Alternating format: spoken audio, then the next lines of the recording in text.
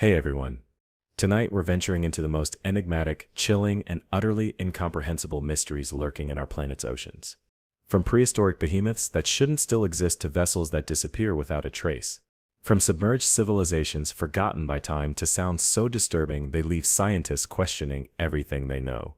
The oceans encompass over 70% of Earth, yet humans have explored less than 5% of these vast watery realms.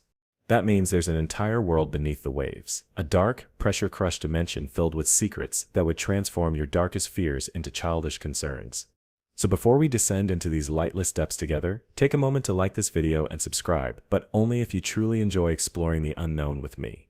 Drop a comment telling me where you're listening from and what time it is. I'm always fascinated to discover who's brave enough to join these midnight expeditions into the abyss.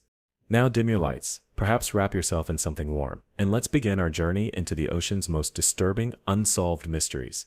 When you think about the ocean, perhaps you envision golden beaches, gentle surf, and colorful fish darting through coral reefs. But tonight, we're traveling somewhere entirely different. We're venturing to realms where sunlight has never penetrated, where pressure would pulverize your body in an instant, and where creatures exist that evolution seems to have crafted in its most fevered state. The ocean isn't simply water. It's a vast three-dimensional alien landscape existing right here on Earth.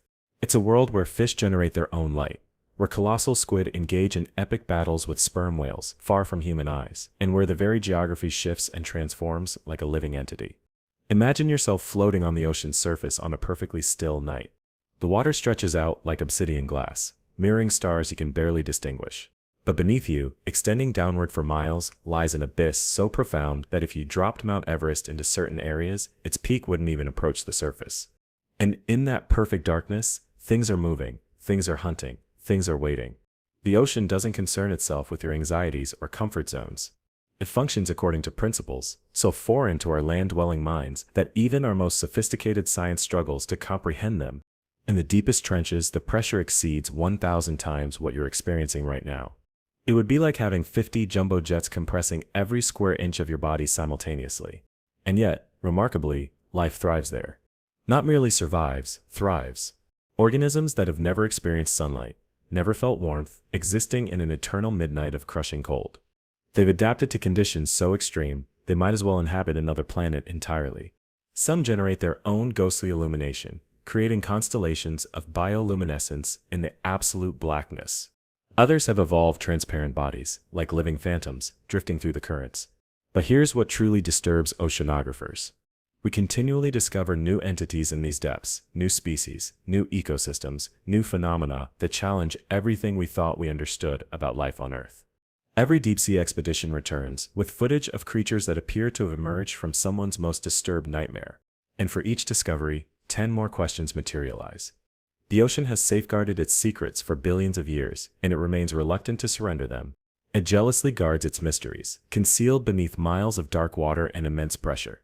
But tonight, we're going to plunge into that alien realm and explore some of the most blood-chilling, sleep-depriving, absolutely mesmerizing enigmas that lurk in the depths. Because if you believe you understand what inspires fear, wait until you learn about what has been dwelling in our planet's deepest oceans, directly beneath us all this time. And the truly unsettling aspect? We've barely begun to scratch the surface. Let's begin our journey in a location that sounds like it was extracted directly from a horror film, the Mariana Trench. Situated in the western Pacific Ocean, this underwater canyon represents the deepest known section of Earth's oceans, descending over 36,000 feet below sea level. To contextualize that depth, if you could somehow drain all water from the Mariana Trench and place Mount Everest inside it, the mountain's summit would still be submerged by more than a mile. The Mariana Trench isn't merely deep, it's utterly alien. The pressure there is so intense it would instantly compress any human body into something resembling liquefied tissue. The temperature hovers just above freezing, and there exists no sunlight, no warmth, no comfort whatsoever. It's as close to visiting another world as possible without leaving Earth. In 2012, film director James Cameron made history by becoming one of only 3 humans ever to reach the Challenger Deep, the very bottom of the Mariana Trench. His specialized submersible, the Deep Sea Challenger, had to withstand pressure equivalent to having 3 SUVs balanced on your thumbnail. What Cameron witnessed down there has been described as a lunar landscape, desolate, alien, and eerily beautiful in its absolute isolation. But here's where our first true mystery begins. During various expeditions to the Mariana Trench, including unmanned missions, scientists have recorded sounds that defy explanation. In 2016, researchers deployed hydrophones underwater microphones into the trench, expecting to capture the ambient sounds of this isolated ecosystem. What they recorded instead was something so bizarre that it left the scientific community baffled. A metallic-sounding booming, followed by an eerie whoop that lasted for over 3 seconds. Too regular to be geological, too loud to be from any known creature, and too structured to be random noise. Some have suggested it could be from an unknown species, perhaps something massive, that calls the deepest parts of our oceans home. Others propose more mundane explanations, the sounds of ice breaking at the surface, or distant shipping noise, distorted by the unique acoustic properties of the trench. But no explanation fully accounts for what was heard. The mystery remains unsolved, a strange voice calling from Earth's deepest point, its source and meaning completely unknown. And this isn't the only unexplained sound emanating from our oceans. In 1997, NOAA scientists recorded what became known as the bloop, an ultra-low frequency sound detected by underwater microphones over 3,000 miles apart. The sound was so powerful that it remains one of the loudest underwater sounds ever recorded. Initially, many scientists believed no animal could possibly produce a sound of such magnitude. This led to all manner of speculation, from secret military testing to something enormous, moving in the deep. Years later, NOAA would attribute the bloop to the sound of ice breaking off Antarctica, a phenomenon called ice quakes. But not everyone is convinced by this explanation. The original sound profile doesn't perfectly match other known ice events, and questions linger about how such a sound could travel so far with such clarity. Some oceanographers still quietly wonder if there might be something else out there, something massive beyond our comprehension. Then there's Julia, a sound detected in 1999 that rises rapidly in frequency like a ghostly wail from the abyss. Unlike the bloop, Julia has never been adequately explained. It doesn't match any known geological event, doesn't fit the profile of human-made noise, and exceeds the sound-producing capabilities of any known marine animal. Yet there it is in the recordings, a haunting cry from the deep ocean with no known source. The upsweep is another perplexing sound first detected in 1991 that continues intermittently to this day. It consists of a series of sweeping sounds that rise in frequency and appear seasonally, being more prevalent in spring and fall. Some scientists have suggested underwater volcanic activity, but no volcanic site has been identified that could produce these specific sound patterns with such regularity. The sound seems to originate somewhere in the South Pacific, but its exact source location remains elusive. Perhaps most disturbing is the sound known as slow down, recorded in 1997. As its name suggests, the sound begins as a high-speed event that gradually decreases in frequency over about 7 minutes, like something massive slowing down or descending into the depths. No known natural or human-made phenomenon fully explains this sound. It seems to emanate from a remote point in the equatorial Pacific, far from shipping lanes or known geological features. What could possibly create such a distinctive sound pattern in one of the most isolated regions of our oceans? These unexplained sounds remind us that the ocean is not silent, it's constantly communicating in ways we barely understand. They hint at phenomena or entities beyond our current knowledge, calling out from the darkness with voices we cannot interpret. And perhaps that's what makes them so unsettling. They're like messages in an alien language, originating from the most inaccessible regions of our own planet. But unexplained sounds are just the beginning of our journey into oceanic mysteries. Let's now turn to one of the most infamous regions of ocean anywhere on Earth, a place where ships and planes have vanished without explanation for centuries. I'm talking, of course, about the Bermuda Triangle. Stretching between Miami, Bermuda, and Puerto Rico, this vast triangular region of the Atlantic Ocean has accumulated a sinister reputation over the centuries. Ships that sail into it and never emerge. Aircraft that fly over it and vanish without a trace. Radio and electronic equipment that malfunctions inexplicably. While skeptics are quick to dismiss the Bermuda Triangle as mere superstition or coincidence, the sheer number of disappearances is difficult to ignore. One of the most puzzling incidents occurred in 1945, with the disappearance of Flight 19, 5 Navy TBM Avenger torpedo bombers that vanished during a routine training mission. The flight consisted of 14 airmen, led by experienced instructor Lieutenant Charles Taylor. About 90 minutes after takeoff, Taylor reported that his compasses were malfunctioning, and he couldn't determine his position. Radio transmissions became increasingly confused and fragmented. The last message received from Flight 19 came through at 7:04 p.m., indistinct and interrupted. What makes this case particularly strange is that a Martin PBM Mariner flying boat sent to search for the missing squadron also disappeared the same day, along with its 13-man crew. No trace of the 6 aircraft or the 27 men was ever found, not a single piece of wreckage, not a life jacket, nothing. It was as if they had flown off the edge of the world. The mystery deepened when Navy investigators concluded, "We are not even able to make a good guess as to what happened." Theories range from spatial disorientation and fuel exhaustion to more exotic explanations involving magnetic anomalies, temporal distortions, or even extraterrestrial intervention. But none fully account for the complete absence of wreckage or the simultaneous failure of 6 aircraft. The Bermuda Triangle has claimed numerous other vessels over the centuries. In 1918, the U.S. Cyclops, a massive Navy cargo ship with 309 crew members, vanished without sending a distress signal. No wreckage or bodies were ever recovered, making it the largest non-combat loss of life in U.S. naval history. Navy Secretary Franklin D. Roosevelt later wrote, "The disappearance of this ship has been one of the most baffling mysteries in the annals of the Navy." More recently, in 2020, a 29-foot boat with 20 people aboard disappeared after departing from the Bahamas heading toward Lake Worth, Florida. Despite extensive searches by the Coast Guard, covering over 17,000 square miles, no trace of the boat or its passengers was ever found. No debris, no oil slick, no emergency signals, just empty ocean. What could explain these disappearances? Scientists have proposed several natural explanations. The Gulf Stream flows through this region with tremendous force, capable of quickly dispersing evidence of shipwrecks. The area experiences frequent and intense thunderstorms that can develop with little warning. The Caribbean Basin also features some of the deepest trenches in the Atlantic, where wreckage could potentially sink beyond recovery. Some researchers point to the possibility of methane gas eruptions from the seafloor.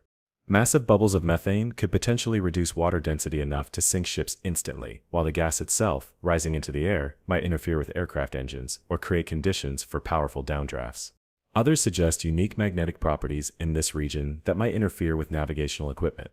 Yet none of these explanations fully account for the patterns of disappearance, particularly the complete absence of debris in many cases, and the lack of distress calls. Ships and planes don't simply vanish without trace, yet in the Bermuda Triangle, that's precisely what seems to happen with disturbing regularity. The mystery endures, a section of ocean that seems to swallow vessels whole, leaving behind nothing but questions and speculation. Moving from the Atlantic to the Pacific, we encounter another region with an equally sinister reputation, the Devil's Sea, also known as the Dragon's Triangle. Located off the coast of Japan, roughly opposite the Bermuda Triangle on the globe, this area has been feared by Japanese sailors for centuries. Ancient legends speak of dragons and supernatural creatures that would drag ships to the bottom of the ocean. In modern times, the area has been associated with magnetic anomalies, unexplained disappearances, and ghostly phenomena. Between 1950 and 1954, 9 modern ships with over 700 people aboard vanished in these waters. The Japanese government eventually declared the area a danger zone. In 1955, they sent a research vessel, the Kaiomaru No. 5, to investigate the mysterious disappearances. Tragically, the research vessel itself disappeared, with its crew of 31 scientific personnel and sailors. Like the Bermuda Triangle, the Devil's Sea sits at the intersection of major oceanic currents and weather patterns. It's prone to sudden violent storms and encompasses extremely deep underwater trenches. The region also contains numerous active undersea volcanoes, which might explain some of the reported phenomena. But again, these natural features don't fully account for the complete disappearance of modern vessels without distress signals or debris. What is it about these particular regions of our oceans that makes them so dangerous, or at least gives them such fearsome reputations? Is there something we're missing about the fundamental properties of these areas? Or are these clusters of disappearances simply statistical anomalies, given greater significance through human pattern seeking and storytelling? The oceans keep their secrets well, and these 2 regions, the Bermuda Triangle and the Devil's Sea, remain among their most enduring mysteries. Let's dive even deeper now, into a mystery that challenges our understanding of ancient human history and technological capabilities. Scattered across the world's oceans are underwater structures that appear too precise, too geometric to be natural formations, yet they exist in locations that would have been far beneath the waves during known periods of human civilization. Perhaps the most famous of these is the Yonaguni Monument, located off the coast of Japan's Yonaguni Island. Discovered in 1987 by dive tour operator Kihachiro Aratake, this massive underwater structure features what appear to be terraces, straight edges, columns, and even a massive platform measuring 150 feet by 40 feet. The structure sits about 75 feet underwater and dates back at least 10,000 years, a time when mainstream archaeology tells us humans were still hunter-gatherers, thousands of years before the Egyptian pyramids or Stonehenge. Masaki Kimura, a marine geologist from the University of the Syracuse, has studied the monument for decades and believes it's man-made. He points to specific features: the 2-meter-high stone columns, the straight walls, the apparent drainage channels, and the carved staircase with clearly defined steps. The object has not been manufactured by nature, Kimura stated after years of investigation. If that had been the case, we would have been able to see traces of natural erosion and abrasion on the stones. Other scientists, however, maintain that the Yonaguni monument is simply an unusual natural formation. They argue that the region's distinct sandstone breaks along natural plains, creating straight edges and angular features that can appear artificial. The debate continues, with neither side able to conclusively prove their case. What makes this mystery particularly compelling is its implications. If the Yonaguni monument is indeed artificial, it would require us to dramatically rewrite human history. It would mean an advanced civilization capable of sophisticated stonework existed during the last ice age, a time when sea levels were much lower and Yonaguni would have been above water. Such a civilization would predate all known advanced cultures by thousands of years. And Yonaguni isn't alone. Off the coast of Cuba, in 2001, researchers using sonar equipment discovered what appeared to be an ancient city submerged under more than 2,000 feet of water. The sonar images revealed giant geometric stone structures, including pyramids, circular buildings, and massive granite blocks in perfect right angles. The site, located within the boundaries of the Bermuda Triangle, stretches for several miles across the ocean floor. Manuel Turaldevenit, a geologist with the Cuban Academy of Sciences who reviewed the sonar data, stated, "It's a really wonderful structure which really looks like it could have been a large urban center." Yet the site's extreme depth poses serious questions. The area would have been above water more than 50,000 years ago, far earlier than any known advanced human civilization. Limited visibility and the extreme depth have prevented detailed exploration, leaving the true nature of this site a profound mystery. In India, off the coast of Dwarka, underwater archaeologists have discovered the remains of a vast ancient city stretching for 5 miles. Stone blocks, pillars, grid patterns, and structures that appear to be docks have been found beneath the waves. Archaeological evidence dates these ruins to at least 9,000 years ago, 7,000 years older than the earliest known civilization in the region. How could such sophisticated architecture exist, millennia before the advent of known civilization? Then there's the infamous case of Bimini Road in the Bahamas, a submerged rock formation composed of perfectly rectangular limestone blocks, arranged in what appears to be a deliberate road or wall. The formation stretches for nearly half a mile and lies about 15 feet underwater. Some researchers believe it represents the remnants of Atlantis or another lost civilization, while skeptics maintain it's simply a natural beach rock formation. These underwater structures around the world present us with a profound choice. Either we're seeing natural formations that coincidentally resemble artificial structures, or we're glimpsing the remnants of advanced ancient civilizations that existed thousands of years before we thought possible. If the latter is true, it means our understanding of human history is fundamentally incomplete. It would suggest that advanced societies rose, flourished, and were ultimately claimed by the rising seas at the end of the last ice age, their achievements forgotten until their ruins began emerging from beneath the waves. The ocean floor may well be the greatest untapped archaeological resource on our planet, a vast museum of lost human history, preserved beneath the waves. But it remains largely unexplored, its secrets locked away by darkness, pressure, and the simple vastness of our oceans. What other lost cities and forgotten civilizations might be waiting to be discovered in the depths? Speaking of things hiding in the depths, let's turn now to one of the most enduring oceanic mysteries: unidentified underwater objects, or UUOs. Similar to their atmospheric counterparts, UUOs represent phenomena observed beneath the waves that defy conventional explanation. And some of the most compelling accounts come from highly trained military personnel. In 1967, the USS Tripping, a Navy submarine, reportedly encountered and photographed an unidentified object while patrolling the Arctic Circle. The series of photographs, which weren't declassified until decades later, appear to show a black, disc-shaped object hovering above the water before plunging beneath the surface. Other images show what looks like a cigar-shaped craft, partially submerged. The Navy has never officially commented on these photographs or confirmed their authenticity.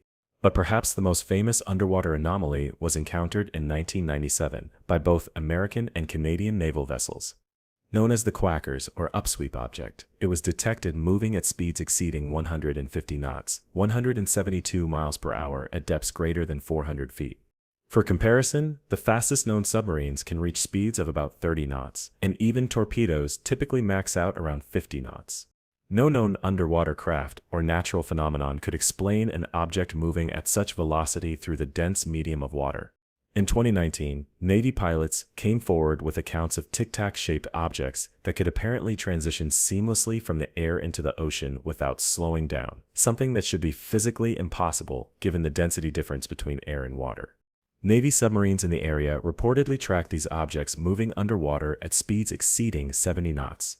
Commander David Fravor, one of the pilots who encountered these objects, stated, "I believe, as do the other folks that were on the flight, that we visually saw that it was something not from our inventory." These incidents raise profound questions. If these accounts are accurate, what technology could possibly allow for such capabilities? Are we dealing with advanced foreign military technology, misidentified natural phenomena, or something even more exotic? And why do these objects seem particularly drawn to our oceans, using them perhaps as hiding places or entry points? The world's navies have extensive networks of underwater hydrophones and sensors designed to detect and track submarines. These networks have occasionally picked up anomalous signatures, objects moving too fast, too deep, or in patterns that defy known physics. Most of these incidents remain classified, their details known only to military personnel with appropriate clearance. But occasionally, information leaks out, adding to the growing body of evidence suggesting there's something strange moving through our oceans. In 2020, the Pentagon officially released 3 videos showing what they termed unidentified aerial phenomena, objects performing maneuvers that seem to defy our understanding of physics. What received less attention was that in at least one of these incidents, the object was observed descending into the ocean without slowing down. Whatever these phenomena represent, they appear equally at home in our skies and our seas, suggesting capabilities far beyond current human technology. The deep ocean provides the perfect hiding place for something that doesn't want to be found. It's vast, largely unexplored, impenetrable to most sensing technologies, and hostile to human presence. If something, whether foreign military craft, undiscovered natural phenomena, or something more exotic, wanted to remain hidden on our planet, the deep ocean would be the ideal location. And perhaps that's exactly what's happening beneath the waves, just beyond our ability to effectively monitor or investigate. But not all ocean mysteries involve technology or structures. Some of the most enduring enigmas concern creatures, massive, elusive animals that blur the line between scientific fact and maritime legend. Let's dive into the realm of cryptozoology and examine some of the ocean's most mysterious inhabitants. For centuries, sailors have reported encounters with enormous sea serpents, gigantic, elongated creatures that rise from the depths to terrorize ships. These accounts come from all over the world and span from ancient times to the present day. While many can be dismissed as misidentifications or tall tales, others come from credible witnesses, including naval officers and marine biologists. In 1848, the crew of HMS Daedalus, a Royal Navy ship, reported seeing a 60-foot serpent-like creature with a head resembling a snake's, held about 4 feet above the water. The ship's captain, Peter McQuay, was so certain of what he'd seen that he submitted an official report to the Admiralty. "I am convinced that it was not a fish of any description, from the undulating movement and the position of the head," he wrote. "It had the appearance of a giant serpent, or snake, but of extraordinary dimensions." In more recent times, scientists have discovered creatures that might explain some sea serpent sightings. The giant oarfish, which can grow up to 36 feet long, has a serpent-like body and undulating movement pattern. Normally a deep-sea dweller, oarfish occasionally surface when dying or distressed, potentially accounting for some historical sightings. But the oarfish doesn't explain reports of creatures with massive heads, humps, or those exceeding 60 feet in length. Then there's the enduring mystery of the megalodon, a prehistoric shark that grew to lengths of 50-60 feet and possessed teeth the size of human hands. Officially, science tells us the megalodon went extinct about 3.6 million years ago. Yet reports persist from around the world of enormous sharks, far larger than the known maximum size of great whites. In 1918, Australian naturalist David Stead recorded the testimonies of fishermen who claimed to have encountered an immense white shark in the vicinity of Broughton Island. According to these accounts, the creature was at least 300 feet long with a head at least 10 feet across. While this size is certainly exaggerated, it suggests an encounter with something far larger than any known shark species. More compelling is the case of the HMS Challenger, which dredged up megalodon teeth from the ocean floor in 1875. Initial radiometric dating suggested these teeth were only 11,000 years old, far more recent than the supposed extinction date. However, later analysis attributed this to contamination, and the scientific consensus remains that the megalodon is long extinct. Still, the vastness of our oceans and the recent discoveries of other living fossils leave the door slightly ajar for speculation. After all, the coelacanth, a prehistoric fish thought extinct for 65 million years, was discovered very much alive in 1938 off the coast of South Africa. The goblin shark, with its alien appearance, was unknown to science until the late 19th century and is still rarely encountered. Even the colossal squid, which can grow to lengths of 45 feet, was considered mythical until specimens began washing ashore in the 20th century. These discoveries remind us that the ocean still harbors secrets, potentially including creatures we thought relegated to prehistory. Perhaps the most famous oceanic cryptid is the kraken, a gigantic octopus or squid-like creature capable of dragging entire ships to the bottom of the sea. For centuries, the kraken was dismissed as sailors' superstition. Yet in the 19th century, partial remains of enormous squid began washing ashore, lending credibility to at least some aspects of the legend. We now know that the giant squid, Architeuth, is Dux, and the even larger colossal squid, Messinicotooth, is Hamiltoni, are very real, with the largest specimens reaching estimated lengths of 40 to 45 feet. But even these leviathans fall short of the truly monstrous proportions described in some historical accounts. And curiously, despite their size, both species remained almost entirely unobserved in their natural habitat until the 21st century. The first photographs of a live giant squid weren't captured until 2004, and the first video footage came in 2012, a sobering reminder of how effectively the ocean conceals even its largest inhabitants. Some researchers speculate that truly enormous specimens, far larger than those officially documented, might still lurk in the abyssal depths.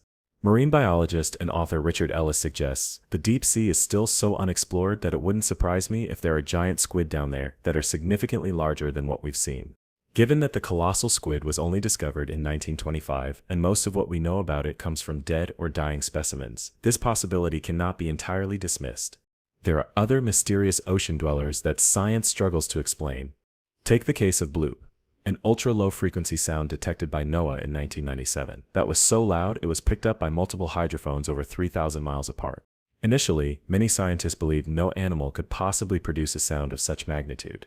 The later analysis suggested it matched the profile of an icequake, the sound of massive ice shelves breaking in Antarctica. Yet, doubts persist. The sound profile doesn't perfectly match other known ice events, and questions remain about how such a sound could travel so far with such clarity. Some researchers still wonder if there might be something else out there, something massive beyond our comprehension. After all, the blue whale, the largest animal known to have ever existed, can produce sounds that travel hundreds of miles through the ocean. Could there be something even larger, something capable of generating sounds of even greater magnitude?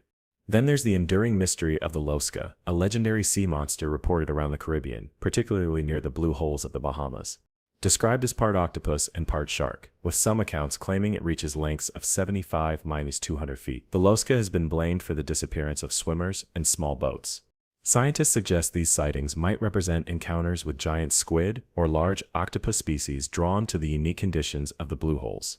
But no known cephalopod matches the descriptions of size and behavior attributed to the Losca. One particularly intriguing case comes from the USS Stein, a Navy frigate that in 1976 discovered its sonar dome covered with mysterious claw marks. The rubber-like coating had been gouged with dozens of cuts, some up to 2 feet long and 2 inches deep.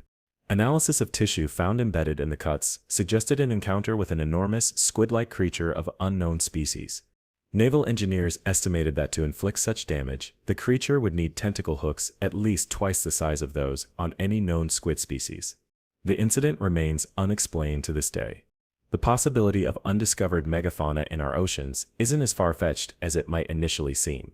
New species are discovered with remarkable regularity, including large creatures that had somehow evaded scientific documentation.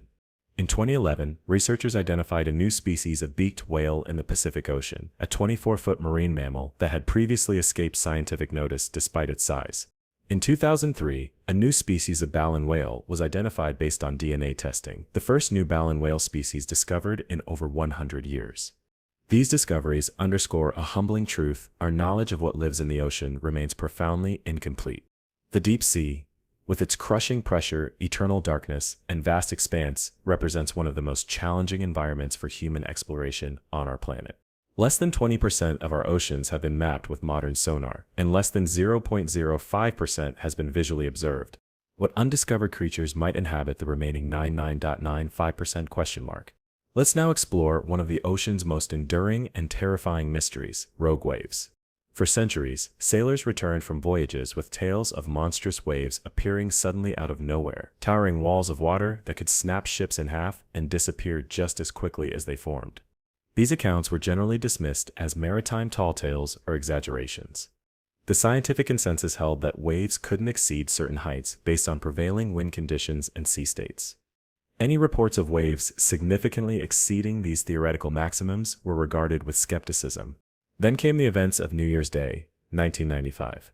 The Drupner oil platform in the North Sea was struck by a wave measuring 84 feet, 25.6 meters in height, more than twice the height of the surrounding sea state. Unlike previous accounts, this event was recorded by laser measuring equipment on the platform, providing the first scientific evidence that rogue waves were very real. The Drupner wave, as it became known, forced oceanographers to reconsider their understanding of wave dynamics. Since then, satellite monitoring has confirmed that rogue waves are far more common than previously believed. They can form in virtually any ocean under a variety of conditions, often appearing with little or no warning. What makes rogue waves particularly dangerous is their unpredictability and their mechanics. Unlike tsunami waves, which are relatively shallow in comparison to their length, rogue waves are extremely steep, often described as walls of water rather than rolling swells. Even more mysterious are the mechanisms behind their formation. Scientists have proposed several theories, including constructive interference, where multiple wave trains converge, the focusing of wave energy by underwater currents or topography, and nonlinear effects such as the Benjamin Fear instability. But none of these fully explains all observed rogue wave phenomena. Some rogue waves appear in relatively calm seas, with no obvious triggering mechanisms. Others travel against the prevailing direction of the surrounding waves, a phenomenon that defies conventional wave theory. Perhaps the most ominous aspect of rogue waves is their potential role in the disappearance of ships. Maritime experts now suspect that many vessels listed as missing at sea may have fallen victim to these massive walls of water. Modern shipping records indicate that, on average, more than 20 large cargo vessels disappear without a trace each year. Many of these disappearances occur without distress calls or debris fields, as if the ships were simply overwhelmed and sunk in seconds. The case of the MS Munchen illustrates the destructive potential of these ocean anomalies. In December 1978, this state-of-the-art German cargo ship disappeared in the North Atlantic. Despite an extensive search involving 13 vessels and several aircraft, almost no trace of the ship or its 28 crew members was ever found. The only significant piece of wreckage recovered was an emergency lifeboat with its mounting brackets torn off, something that would have required a force equivalent to 10 tons. Radio communications indicated the ship had encountered heavy weather, but nothing that should have threatened such a well-built vessel. Investigators eventually concluded that the Munchen had likely been struck by an extreme wave event of unprecedented force. The phenomenon becomes even more mysterious when we consider the existence of what sailors call three sisters, sets of three successive rogue waves that seem to hunt in packs. Naval architect Jasper Mock explains, the first wave breaks the ship's back, the second rolls it over, and the third pushes it under. This pattern has been reported consistently across centuries of maritime accounts, yet science struggles to explain how such coordinated wave sequences could naturally form. Even today, with advanced satellite monitoring and wave modeling technology, rogue waves remain largely unpredictable. They form, strike, and dissipate so quickly that tracking systems rarely provide adequate warning. Modern ships are built to withstand waves up to certain heights, but a true monster wave can exceed these design parameters by factors of 2 or 3.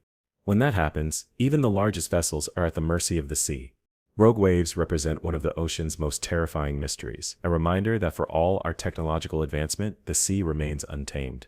They emerge from the complex, chaotic interplay of forces within our oceans, forces we can observe but not fully understand or predict. And perhaps that's the most unsettling aspect of all, knowing that somewhere out there, these maritime killers are forming right now, hunting for their next victim. Now let's explore one of the most bizarre and unexplained oceanic phenomena, underwater crop circles. In 1995, divers off the coast of Japan discovered strange, intricate patterns on the seafloor, perfect circles with elaborate ridges, valleys, and geometric designs that spanned up to 80 feet in diameter. These underwater masterpieces appeared overnight and demonstrated remarkable mathematical precision. For years, their origin remained a complete mystery, leading to speculation about underwater currents, geological activity, or even extraterrestrial involvement. It wasn't until 2011 that marine biologists finally identified the artist, a previously unknown species of pufferfish, barely 5 inches long.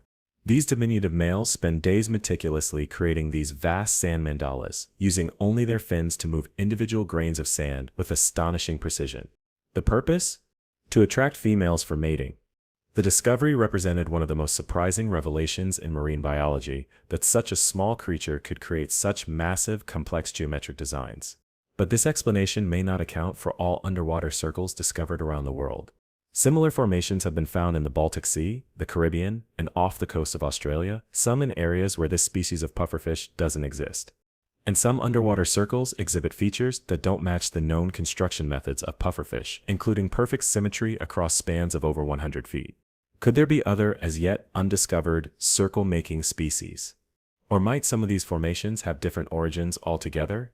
The mystery deepens when we consider the Baltic Sea anomaly, a circular formation discovered in 2011 by the Swedish diving team Oceanic.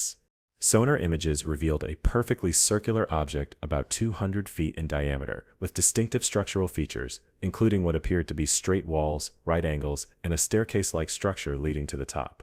Peter Lindbergh, one of the divers who discovered the anomaly, stated, "I have been doing this for nearly 20 years, so I have seen a lot of weird stuff in the sonar, but nothing like this." Initial speculation ranged from a sunken UFO to a Nazi anti-submarine device to a natural geological formation. Subsequent dives revealed the object to be made of stone-like material, with what the divers described as unnatural formations and patterns. Adding to the mystery, the team reported that electrical equipment mysteriously malfunctioned when they were directly above the object. Anything electric out there, and the satellite phone as well, stopped working when we were above the object, diver Stefan Hogerborn said. And then we got away about 200 meters, and it turned on again. Geologists who have reviewed the data suggest the Baltic Sea anomaly is likely a natural formation, perhaps a glacial deposit or unusual rock outcropping. But without more extensive investigation, which has been hampered by depth, conditions, and funding limitations, the true nature of this mysterious circle remains unconfirmed. And it represents just one of many underwater circular formations that continue to puzzle scientists. In 2022, marine biologists working in the Caribbean documented several perfectly circular depressions in the seafloor, each about 25 feet in diameter and arranged in distinct patterns. Unlike the pufferfish circles, these depressions were cut into solid limestone and showed evidence of tool marks along their edges. Initial dating suggests they may be thousands of years old, far predating any known civilization in the region, with the technology to create such formations underwater. The discovery remains unexplained and has received surprisingly little scientific attention. Perhaps what makes underwater circles so intriguing is their symbolic resonance. Throughout human history, the circle has represented perfection, infinity, and cosmic order. Finding perfect circles in the depths of our oceans, whether created by tiny fish, geological processes, or unknown forces, seems to suggest an underlying order and intelligence in the natural world that continues to elude our full understanding. They remind us that the ocean floor isn't just a flat, featureless plane. It's a canvas for mysteries that continue to challenge our assumptions about what's possible beneath the waves. Let's now dive into one of the ocean's most perplexing geographical mysteries: underwater rivers, lakes, and even waterfalls that shouldn't exist. In the early 2000s, divers exploring Mexico's Yucatan Peninsula discovered something that seemed to defy basic physics: rivers flowing along the ocean floor. These underwater rivers, complete with banks, waterfalls, and tributary systems, stretch for miles beneath the Caribbean Sea. The Seno Angelita River is perhaps the most famous, featuring what appears to be lush vegetation along its banks, all submerged under seawater. How is this possible? These rivers are actually formed by a phenomenon known as haloclines, where water of different salinity forms distinct layers that don't mix. The underwater rivers consist of hydrogen sulfide, a product of decomposing organic matter that is significantly denser than the surrounding seawater. This creates the illusion of a flowing river, complete with rippling surface effects when disturbed. The vegetation along the banks is actually bacterial mats that thrive in the unique chemical environment. While science can explain these particular underwater rivers, other submerged hydrological features remain more mysterious. In the 1960s, oceanographers discovered something extraordinary in the Mediterranean Sea: lakes and rivers on the ocean floor, complete with shorelines, waves, and even distinctive flora and fauna that live only along their banks. These underwater lakes, some stretching for miles, consist of water so saturated with salt and methane that it's significantly denser than the surrounding seawater. Submarines passing through have recorded footage of waves rippling across these lake surfaces, all happening thousands of feet beneath the ocean's surface. What makes these features particularly bizarre is that they have their own distinct weather systems. The interface between the lake and the surrounding seawater is so pronounced that it creates underwater waves, currents, and even storms that swirl across the lake's surface. Some of these underwater lakes have been found to rain down onto lower lakes, creating complex tiered systems of water bodies existing entirely within the ocean itself. It's like discovering an entire parallel hydrological system hidden within our existing oceans. But perhaps the most puzzling underwater hydrological feature was discovered in the Denmark Strait between Greenland and Iceland, an underwater waterfall that dwarfs anything found on land. The Denmark Strait Cataract, as it's known, drops water over 11,500 feet, more than 3 times the height of Angel Falls, the tallest terrestrial waterfall. And it carries an estimated 175 million cubic feet of water per second, nearly 350 times the flow of Niagara Falls. How can a waterfall exist underwater? The Denmark Strait Cataract forms because cold water from the Arctic meets warmer water from the Atlantic at precisely this location. The colder water, being denser, sinks beneath the warmer water, creating what's essentially a continuous underwater avalanche of frigid water. The result is the largest waterfall on the planet, one that has likely been flowing continuously for thousands of years, yet remained completely unknown until the late 20th century. These discoveries raise a provocative question: what other seemingly impossible hydrological features might exist in the unexplored regions of our oceans? Could there be underwater geysers, whirlpools, or even more complex water systems that operate according to principles we don't yet fully understand? The ocean continues to challenge our basic assumptions about what's possible, revealing that even something as fundamental as water can behave in ways we never imagined when subjected to the extreme conditions of the deep sea. Now let's explore what might be the most unsettling mystery of all, the phenomenon known as milky seas. For centuries, sailors have reported encountering vast expanses of ocean that suddenly and inexplicably begin to glow with an eerie, uniform white light.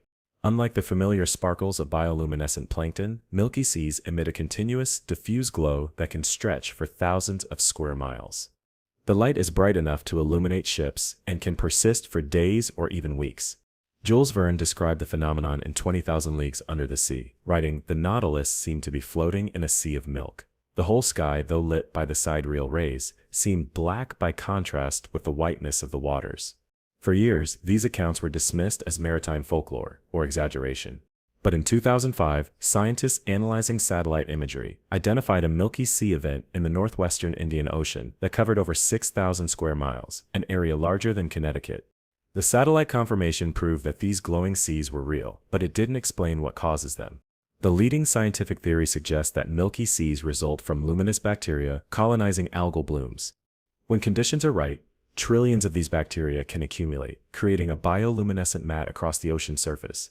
But this explanation remains tentative and doesn't account for all reported characteristics of milky seas, particularly their sudden appearance, their persistence for weeks, and the uniform nature of the glow. What makes milky seas particularly mysterious is their unpredictability and rarity. Despite modern satellite monitoring of the oceans, only a handful of milky sea events have been documented scientifically. They seem to occur primarily in specific regions, notably the northwestern Indian Ocean and waters around Indonesia, but can appear without warning and disappear just as suddenly. Some oceanographers suggest they may be linked to specific oceanic currents or temperature conditions, but no one has yet been able to predict when or where a milky sea will form. Sailors who have encountered this phenomenon report a profound sense of disorientation and unease. The uniform glow eliminates the horizon line, making navigation difficult. Sound behaves strangely, with voices and ship noises seeming muffled or distorted. Some accounts describe unusual animal behavior, schools of fish swimming in tight, defensive formations and marine mammals, avoiding the glowing areas entirely.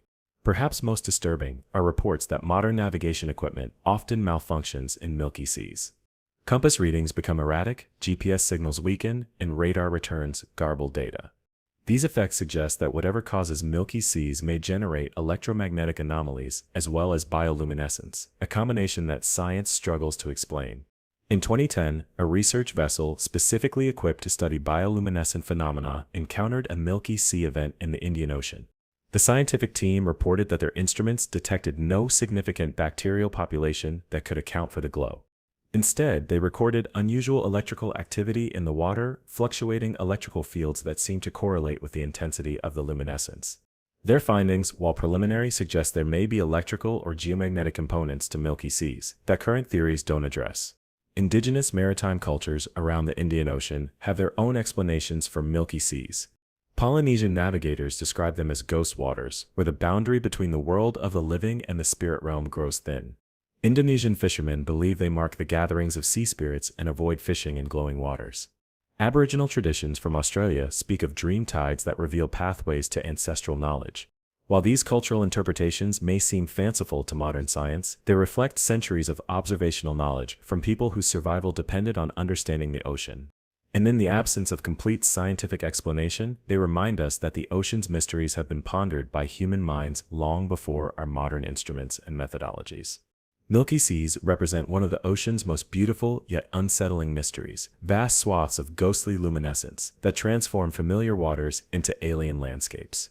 They remind us that the ocean can change its fundamental properties in ways we still don't fully understand, revealing aspects of our planet that seem almost supernatural in their strangeness.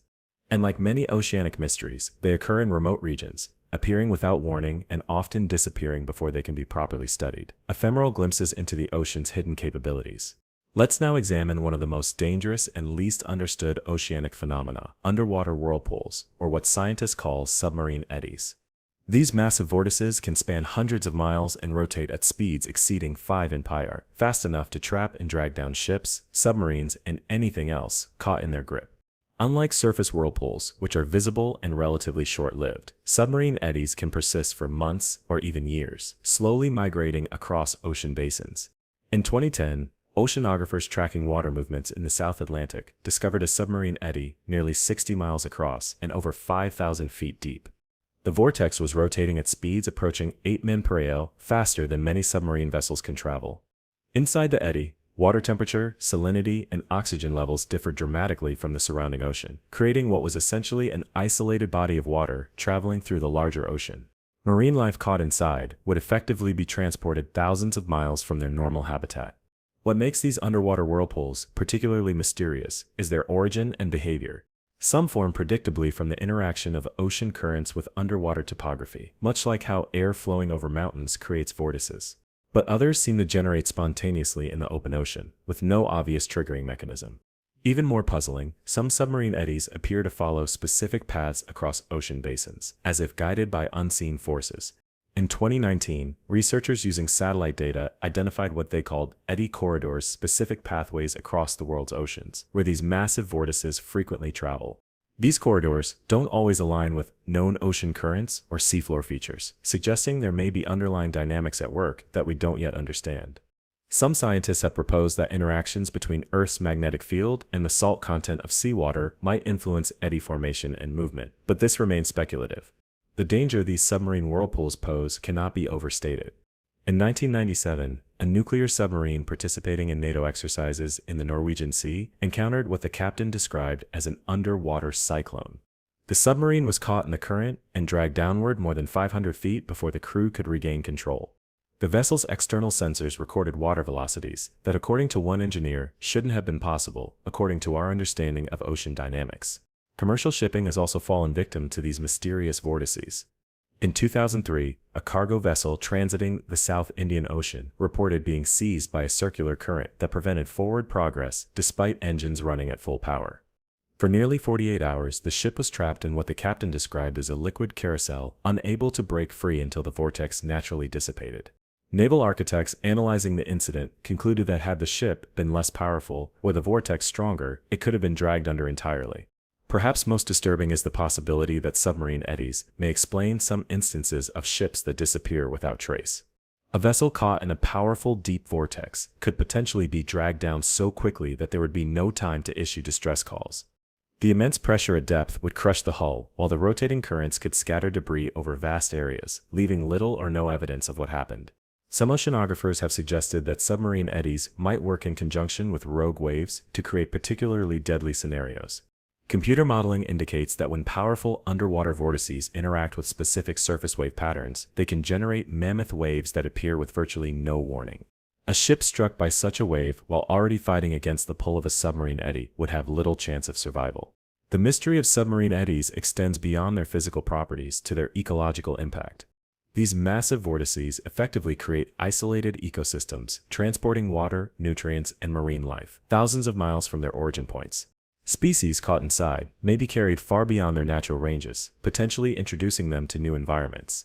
Submarine biologists theorize that submarine eddies may have played a crucial role in the distribution of species across the world's oceans throughout evolutionary history. Research into these underwater whirlpools remains challenging. Their enormous size, depth, and unpredictable nature make them difficult to study directly. Most of what we know comes from satellite measurements of surface effects, computer modeling, and the occasional first-hand account from vessels that encountered them and lived to tell the tale. The vast majority of submarine eddies form, travel, and dissipate without ever being directly observed by humans. They represent yet another way in which the ocean operates according to rules we're only beginning to understand, moving immense volumes of water in organized, powerful patterns beneath the surface, largely invisible to us, but potentially deadly to those who unknowingly cross their paths. And like many oceanic mysteries, they remind us that for all our technological advancement, we remain visitors in an alien realm that operates according to its own ancient and complex dynamics. Let's dive now into one of the most peculiar and enduring mysteries of our oceans, the Hutchison effect, named after Canadian researcher John Hutchison. In the early 1980s, Hutchison claimed to have discovered a strange phenomenon while experimenting with high-voltage equipment. When specific radio frequencies, Tesla coils, and electrostatic generators were activated in precise combinations, objects in the vicinity exhibited bizarre behavior. Metal would spontaneously soften or even liquefy without heating. Heavy objects would levitate. Different materials would fuse together at the molecular level. And perhaps most relevant to our oceanic discussion, water would form unusual structures and patterns that defied conventional fluid dynamics. The scientific establishment has largely dismissed Hutchison's claims, noting the lack of peer-reviewed evidence or reproducible results. Yet the U.S. Navy and several maritime research organizations have reportedly investigated similar effects observed in oceanic environments. In particular, unexplained instances of ship metal fatigue and structural failure that occur without obvious mechanical stress have drawn attention. In 1994, a research vessel in the North Atlantic reported that a section of its steel hull had suddenly become soft like putty during a storm. The affected area, roughly 3 feet in diameter, maintained its shape but could be easily deformed by hand pressure. After approximately 30 minutes, the steel gradually returned to its normal hardness. Metallurgical analysis later found molecular changes consistent with exposure to powerful electromagnetic fields, yet no known natural source for such fields exists in the open ocean. Similar incidents have been reported by commercial vessels and military ships operating in specific regions, notably the Bermuda Triangle, parts of the South China Sea, and an area of the South Atlantic nicknamed the Metal Eater by Brazilian sailors. In these locations, unexplained equipment failures, compass anomalies, and structural degradation occur with unusual frequency. Some researchers have proposed that natural gas hydrates, ice-like structures containing trapped methane, might release electromagnetic pulses when they suddenly dissociate due to temperature or pressure changes. These pulses could theoretically affect both electronic equipment and metallic structures. But laboratory experiments have failed to produce effects of the magnitude reported in real-world incidents. Others suggest that interactions between Earth's magnetic field, undersea mineral deposits, and ocean currents might generate localized electromagnetic anomalies. This theory gains some support from the observation that reported incidents often cluster in regions with unusual seafloor geology. The Mid-Atlantic Ridge, with its complex volcanic and mineral formations, correlates strongly with zones of reported electromagnetic disturbances. In 2015, oceanographers deploying sensitive magnetometers in the Bermuda Triangle detected brief but intense magnetic anomalies, fluctuations up to 800 times stronger than Earth's background magnetic field. These spikes lasted only seconds and occurred at irregular intervals, making them difficult to study systematically. No conventional geological or atmospheric process could explain fields of such intensity appearing and disappearing so rapidly. Water itself behaves strangely in these electromagnetically active zones. Submersibles operating in affected areas have recorded what once scientists described as structured water formations, geometric patterns, and organized flows that emerge spontaneously and persist despite surrounding currents. In some cases, columns of seawater have been observed rising vertically against gravity, creating surface disturbances that sailors have historically described as waterspouts or ghost pillars. The U.S. Office of Naval Research has reportedly conducted classified research into these phenomena, particularly their potential impact on submarine operations. Documents released through Freedom of Information Act requests refer obliquely to non-standard electromagnetic effects on hull integrity and navigational anomalies in electromagnetically active zones. But detailed findings remain classified. fueling speculation about what the military might have discovered. If electromagnetic anomalies can indeed affect ship structures and water behavior, they might explain some historical maritime mysteries.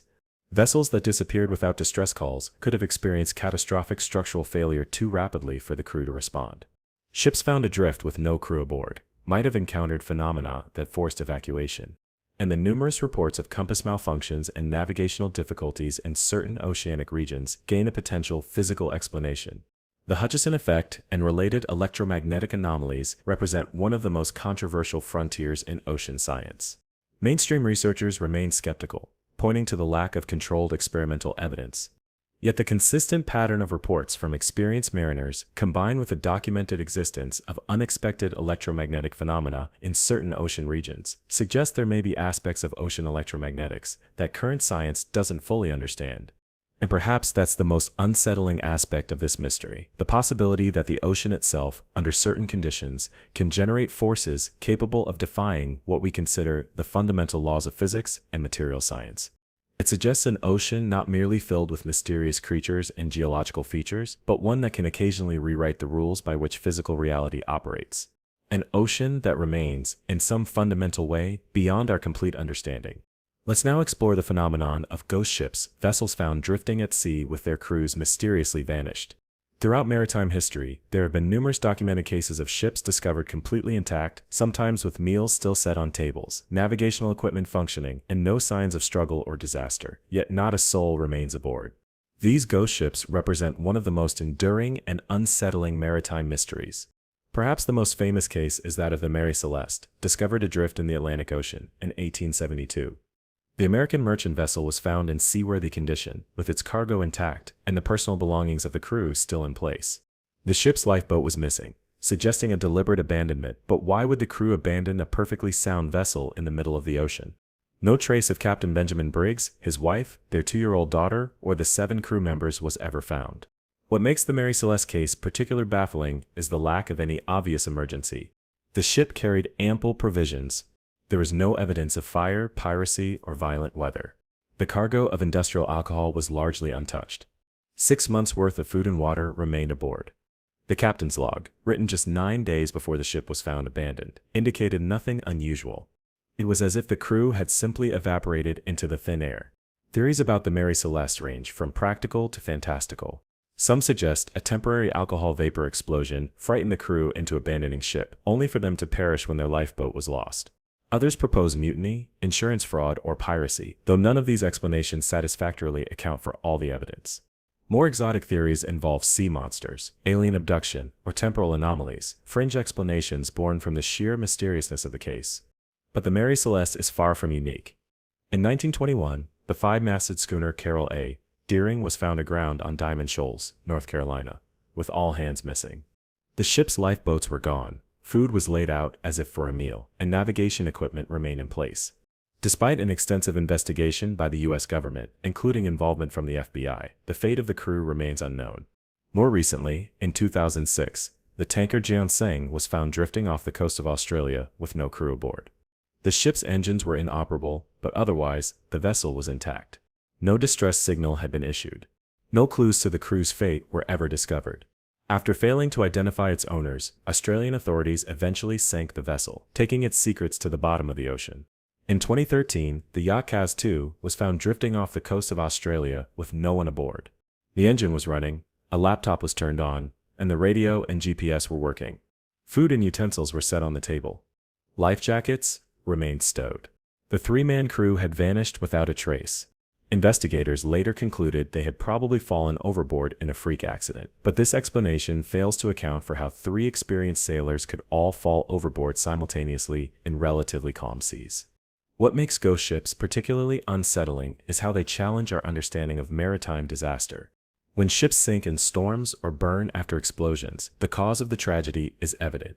But ghost ships offer no such clarity, only the eerie suggestion that something so unusual, so outside normal experience, occurred that it led entire crews to vanish without warning, without distress calls, without signs of panic or struggle. Some researchers have proposed natural explanations that could account for at least some ghost ship incidents. Sudden releases of methane gas from seafloor deposits could potentially displace the water supporting a ship, causing it to sink rapidly, only to rise back to the surface once the gas dissipates. Crew members thrown into the water during such an event would likely drown while their vessel lived on as a ghost ship. Others suggest that rogue waves, massive sudden walls of water that can reach heights of 100 feet or more, might sweep crew members off decks without necessarily sinking the vessel. Since these waves appear and disappear quickly, a ship found later might show little evidence of the disaster that befell its crew.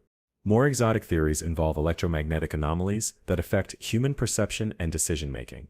Areas like the Bermuda Triangle, where numerous ghost ships have been discovered, are known to exhibit unusual magnetic properties that can disrupt compasses and potentially other equipment. Could these same forces somehow affect human cognition, leading crews to abandon ship for reasons that seemed logical in the moment but were actually the result of magnetically induced confusion? While such theories remain speculative, the frequency with which ghost ships are found suggests the phenomenon is more than mere maritime legend. Modern tracking systems and communication technology have reduced but not eliminated these occurrences. Even in the 21st century, vessels occasionally appear drifting and empty, their crews gone without explanation. Ghost ships represent a particularly unsettling category of oceanic mystery because they exist at the intersection of the known and unknown. The ships themselves are tangible, documented, physical objects. Their discovery and condition are matters of historical record.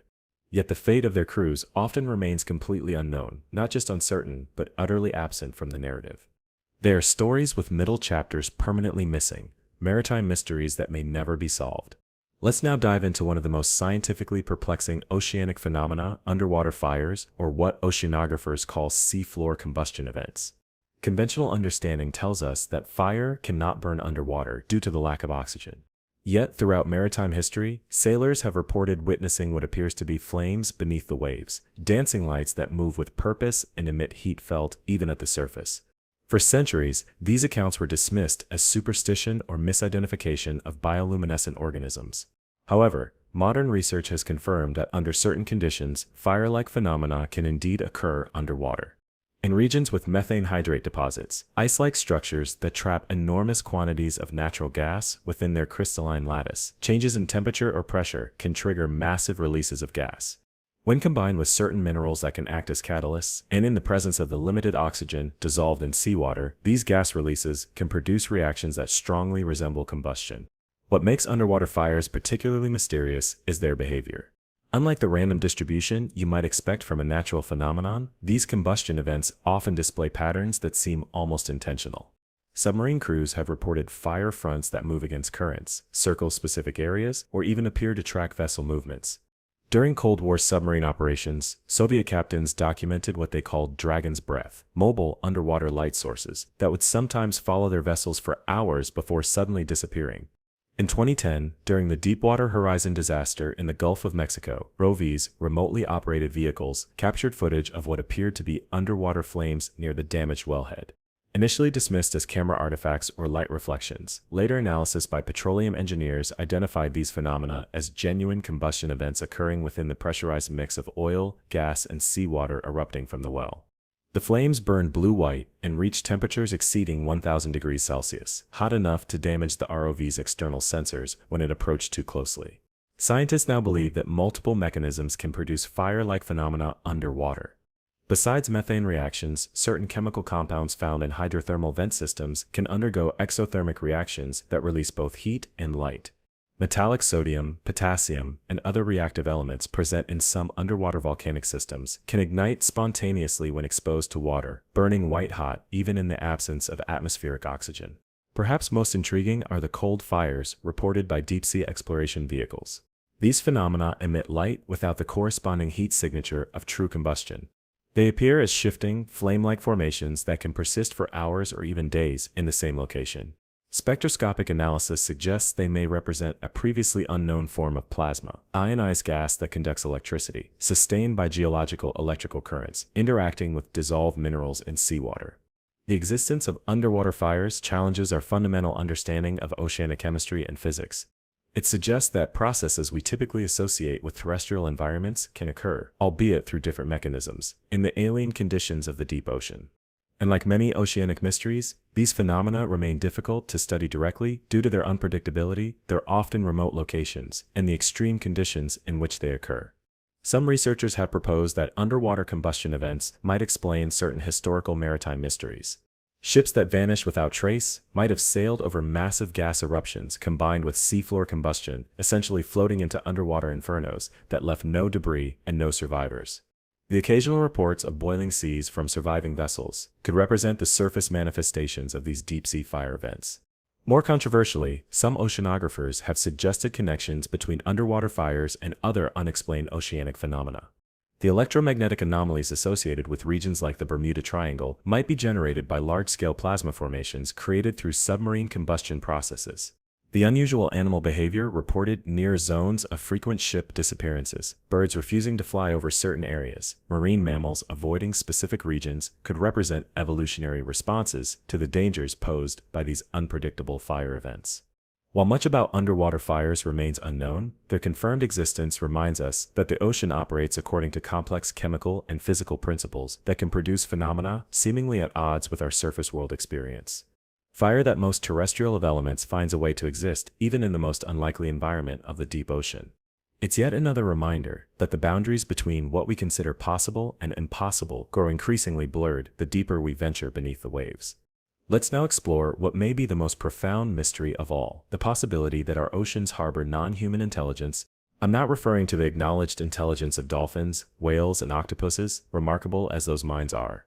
Rather, I'm speaking of persistent accounts throughout maritime history of encounters with something else, something that seems to observe our activities beneath the waves with purpose and intelligence. Since the early days of submarine operations, crews have reported unusual experiences while submerged. Objects that track vessels with precision beyond natural movement. Sounds that respond to human activity in patterns suggesting communication attempts.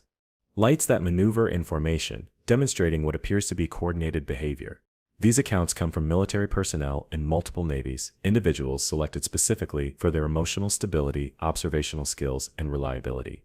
During the Cold War, both American and Soviet submarine commanders documented encounters with unidentified submerged objects, USOs that demonstrated capabilities far beyond any known technology. These objects could reportedly accelerate from stationary positions to hundreds of knots in seconds. They could descend to depths that would crush conventional submarines. They showed an apparent ability to anticipate sonar pulses, moving precisely between ping intervals to minimize detection. In 1997, the crew of a U.S. Navy nuclear submarine operating in the North Atlantic reported tracking an object that maintained a perfect station-keeping position, approximately 500 yards from their vessel for over 6 hours. The object matched every course and speed change precisely, despite maneuvers specifically designed to shake pursuers. When the submarine finally surfaced, sonar operators reported that the object descended vertically at a rate exceeding 150 knots, 3 times faster than any known underwater vehicle. What makes these accounts particularly compelling is their consistency across decades, geographic regions, and unrelated naval forces. Russian, American, British, Chinese, and French submarine personnel have all reported similar phenomena, often in locations where their vessels would have had no knowledge of each other's presence. The details remain remarkably consistent, objects demonstrating intelligent behavior, apparent technological capabilities far beyond current human achievement, and a clear interest in human underwater activities. Some researchers have proposed that these encounters might represent undisclosed military technology, perhaps autonomous underwater drones developed for surveillance.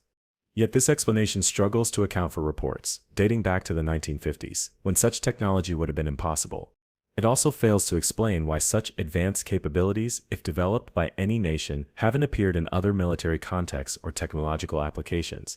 Others suggest these phenomena might represent unknown marine species with intelligence greater than we currently recognize. The octopus, with its distributed nervous system and problem-solving abilities, demonstrates that intelligence can evolve along very different paths than the mammalian model. Could other, perhaps larger and more sophisticated cephalopods or unknown marine creatures have developed intelligence that manifests in ways we struggle to recognize? More controversial theories propose the existence of a non-human civilization sharing our oceans, perhaps an ancient species that evolved alongside humanity, but remained primarily aquatic. Proponents point to underwater structures of uncertain origin, patterns of USO activity concentrated near certain seafloor features, and indigenous traditions from multiple cultures that speak of sea people or underwater intelligences. In 2017, hydrophones monitoring the Mariana Trench recorded unusual sound patterns that some analysts identified as potentially artificial in origin.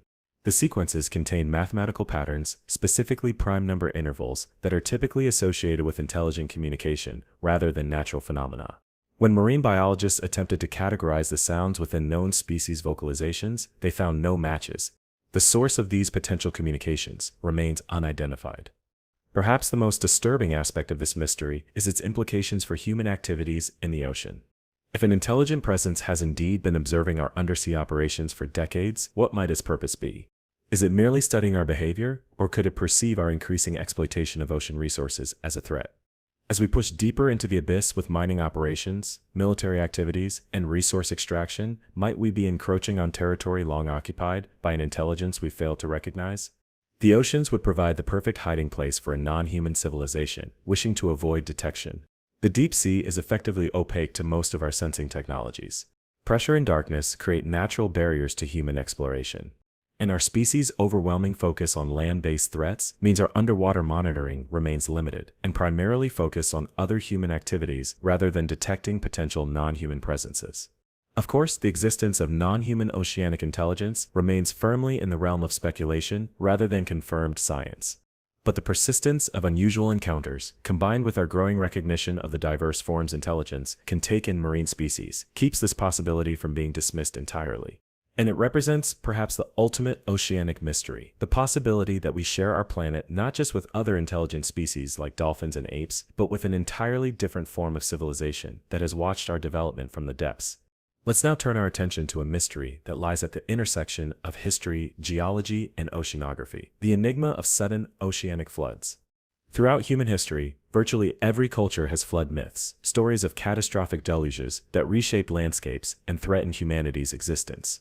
While many of these accounts were long dismissed as mere legend, geological evidence increasingly suggests that sudden, massive floods have indeed occurred repeatedly throughout Earth's history, often originating from the oceans rather than rainfall. The most extensively studied of these events is the flooding of the Black Sea, approximately 7,600 years ago. Geological evidence indicates that the Black Sea was once a freshwater lake, significantly smaller than its current size and about 300 feet lower in elevation. As the last ice age ended and sea levels rose, the Mediterranean Sea eventually breached the natural dam at the Bosporus Strait, sending a torrent of salt water rushing into the Black Sea basin. The scale of this event staggers the imagination. Calculations suggest water flowed through the breach at a rate 200 times greater than Niagara Falls, with the sea level rising as much as 6 inches per day. The inundation would have been unstoppable, forcing human populations living along the former lakeshore to flee with little warning. Thousands of square miles of inhabited land disappeared beneath the waves in a geological instant. Archaeological evidence supports this catastrophic scenario. Researchers have discovered over 200 submerged settlements preserved on the Black Sea floor, their structures remarkably intact due to the low oxygen environment of the deeper waters. These settlements show signs of sudden abandonment, personal possessions left behind, structures without dismantling or salvage, suggesting their inhabitants fled rapidly in the face of advancing waters. But the Black Sea flood, dramatic as it was, represents just one documented case of sudden oceanic inundation. Evidence suggests similar events have occurred in other regions throughout human history. The flooding of Doggerland, a once vast inhabited plain that connected Britain to continental Europe, likely occurred in stages, with a massive final inundation around 6,200 BCE, triggered by a submarine landslide off the coast of Norway. This tsunami-driven flood would have obliterated coastal settlements with little warning, potentially giving rise to flood myths across northern Europe. What makes these sudden oceanic floods particularly mysterious is their potential connection to human mythology and prehistoric memory. The remarkable similarities in flood accounts across unconnected cultures, from Mesopotamian and biblical floods to the Maya Popol Vuh and Hopi traditions, suggest these stories might preserve ancestral memories of real catastrophic events. The details often align with geological evidence: waters rising rapidly, people fleeing to higher ground, entire landscapes transformed permanently. Even more intriguing is the possibility that some major flood events remain undiscovered in the geological record. Recent seafloor mapping has identified massive paleoshore features, hundreds of feet below current sea levels, across multiple ocean basins. These ancient coastlines show evidence of rapid inundation rather than gradual submergence, with preserved river valleys, deltas, and even potential settlement sites visible in high-resolution sonar imaging. The mystery deepens when we consider that many of these floods appear to have occurred during periods of relative climate stability, not just during the expected meltwater pulses at the end of ice ages. This suggests triggering mechanisms beyond simple ice melt, perhaps submarine landslides, collapsed ice dams releasing glacial lakes, or even meteoric impacts in oceanic regions. Some researchers have proposed that our planet may experience cyclic, catastrophic flooding, periods when oceanic barriers fail, or geological events trigger sudden inundations. If true, this would have profound implications for how we understand human prehistory and the development of civilizations. Major cultural transitions and population movements might correlate with these flood events, with advanced coastal societies periodically wiped from the historical record, leaving only their myths and fragmented memories. The possibility of undiscovered ancient flood events continues to drive underwater archaeology and marine geology. New technologies like autonomous underwater vehicles and advanced sonar systems are revealing submerged landscapes that were once dismissed as unlikely to contain human habitation evidence. What other lost coastlines, submerged cities, and evidence of catastrophic oceanic floods might still lie hidden beneath the waves, waiting to be discovered? These ancient flood events remind us that the boundary between land and sea is not fixed, but fluid across geological time. Landscapes we consider permanent can disappear beneath the waves with relative geological suddenness. And perhaps most unsettling, the conditions that triggered past catastrophic floods, rising sea levels, destabilized continental shelves, weakening natural barriers, are increasingly present in our modern world. The mysteries of ancient sudden floods may hold lessons not just about our past, but about possible futures as climate change alters our relationship with the oceans. Let's explore another profound oceanic mystery, the phenomenon of underwater volcanoes that seem to operate according to patterns science struggles to explain. Our planet hosts an estimated 1,500 active volcanoes, but approximately 75% of all volcanic activity occurs beneath the ocean's surface, hidden from direct observation. These submarine volcanoes form the longest mountain range on Earth, the mid-ocean ridge system that stretches for over 40,000 miles around the globe. What makes underwater volcanoes particularly mysterious is their behavior. Unlike their terrestrial counterparts, which tend to erupt at somewhat predictable intervals based on measurable pressure buildups and seismic activity, submarine volcanoes often display eruption patterns that defy conventional explanation. Some remain dormant for centuries before suddenly becoming hyperactive, with dozens of eruptions in rapid succession. Others maintain precise timing between eruptions that seems almost mechanically regulated. The NW Rotowan volcano in the Mariana Arc provides a striking example of this puzzling regularity. This deepwater volcano erupts approximately every 8 hours, with remarkable consistency, a precision that would be extraordinary even for a human-engineered system, let alone a natural geological formation. Scientists monitoring the volcano have documented this pattern continuing uninterrupted for years, with eruptions occurring within minutes of their predicted times. More puzzling still are underwater volcanoes that appear to respond to external triggers with no clear geological connection. The underwater volcanoes of the Western Pacific have displayed statistically significant correlations with lunar cycles, increasing their activity during specific lunar phases. While tidal forces can explain some gravitational influence, the strength of the correlation exceeds what current models predict should be possible. It's as if these volcanoes are responding to lunar cues beyond the simple physics of gravitational pull.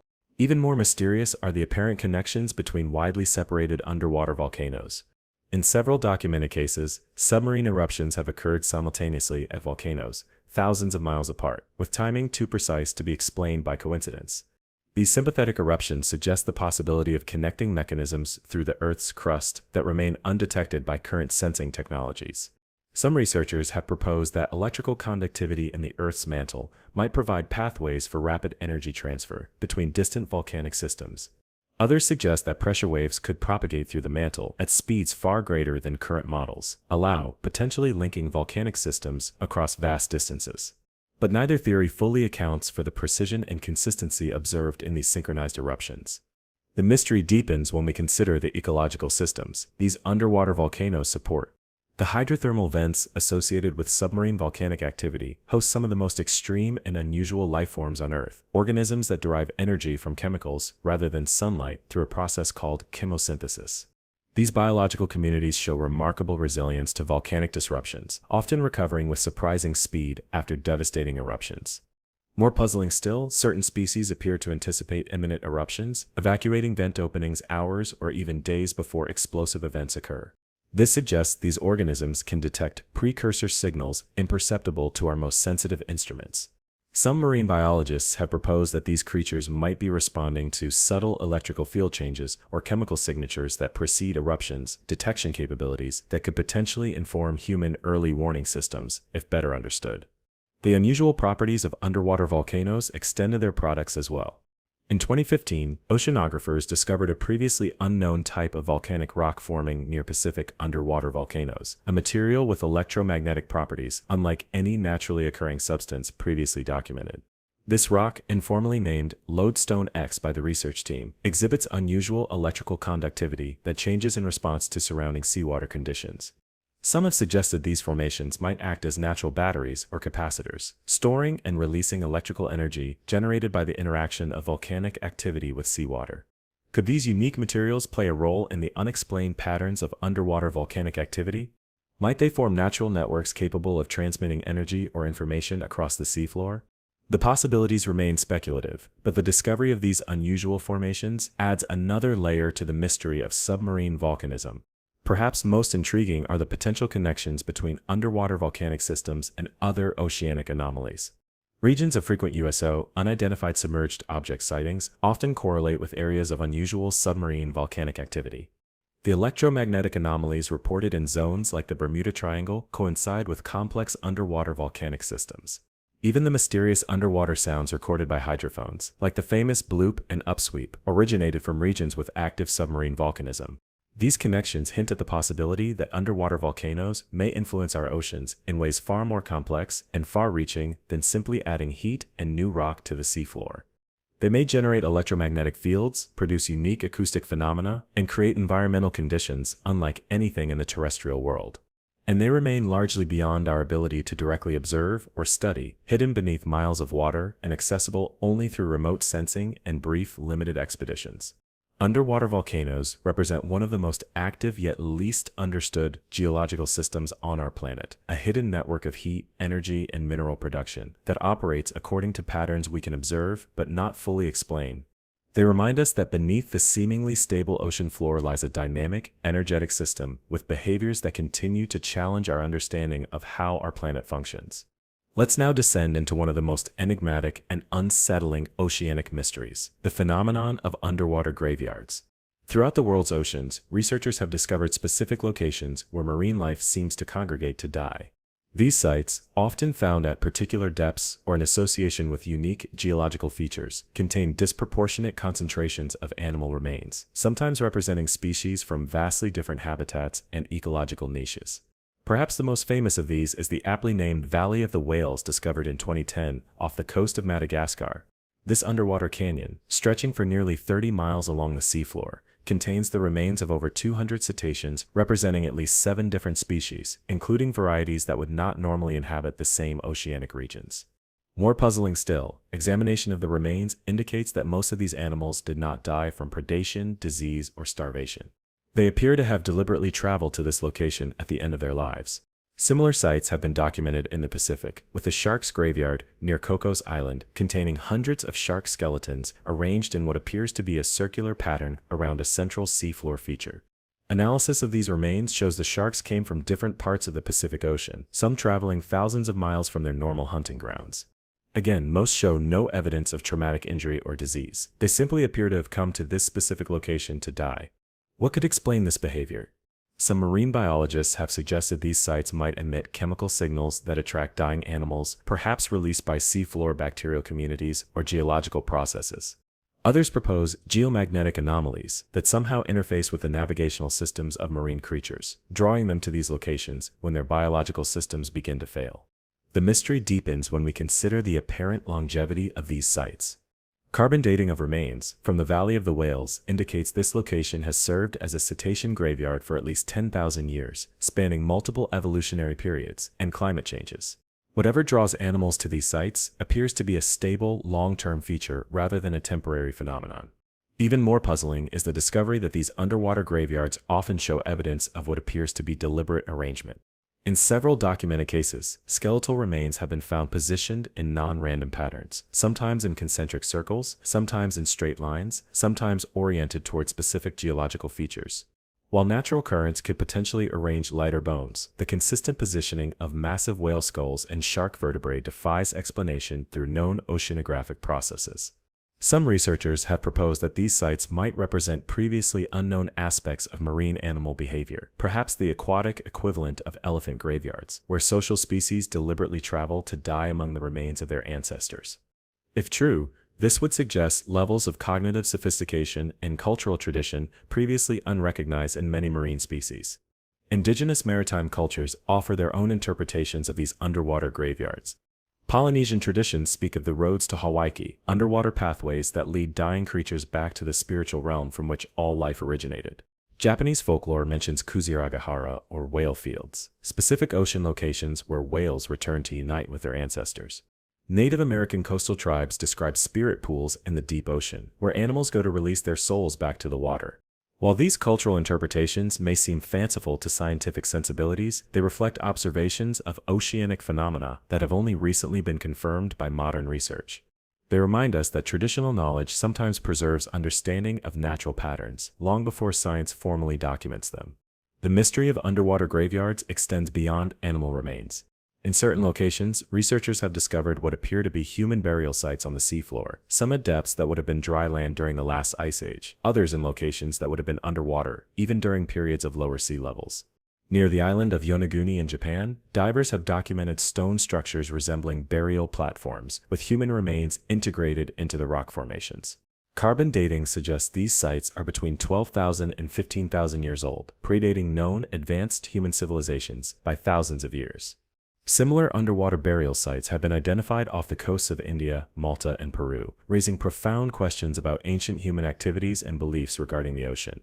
What draws both animals and potentially ancient humans to create places of death in specific underwater locations?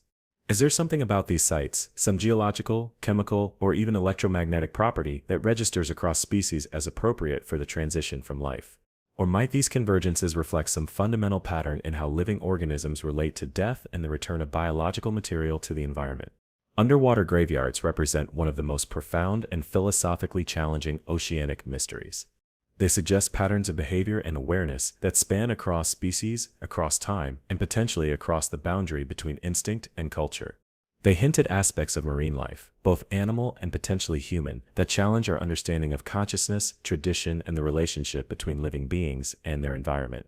And like many oceanic mysteries, they remain difficult to study systematically, accessible only through limited expeditions, remote sensing, and the careful analysis of what might be discovered during brief human visits to these deep underwater sites of transition and return.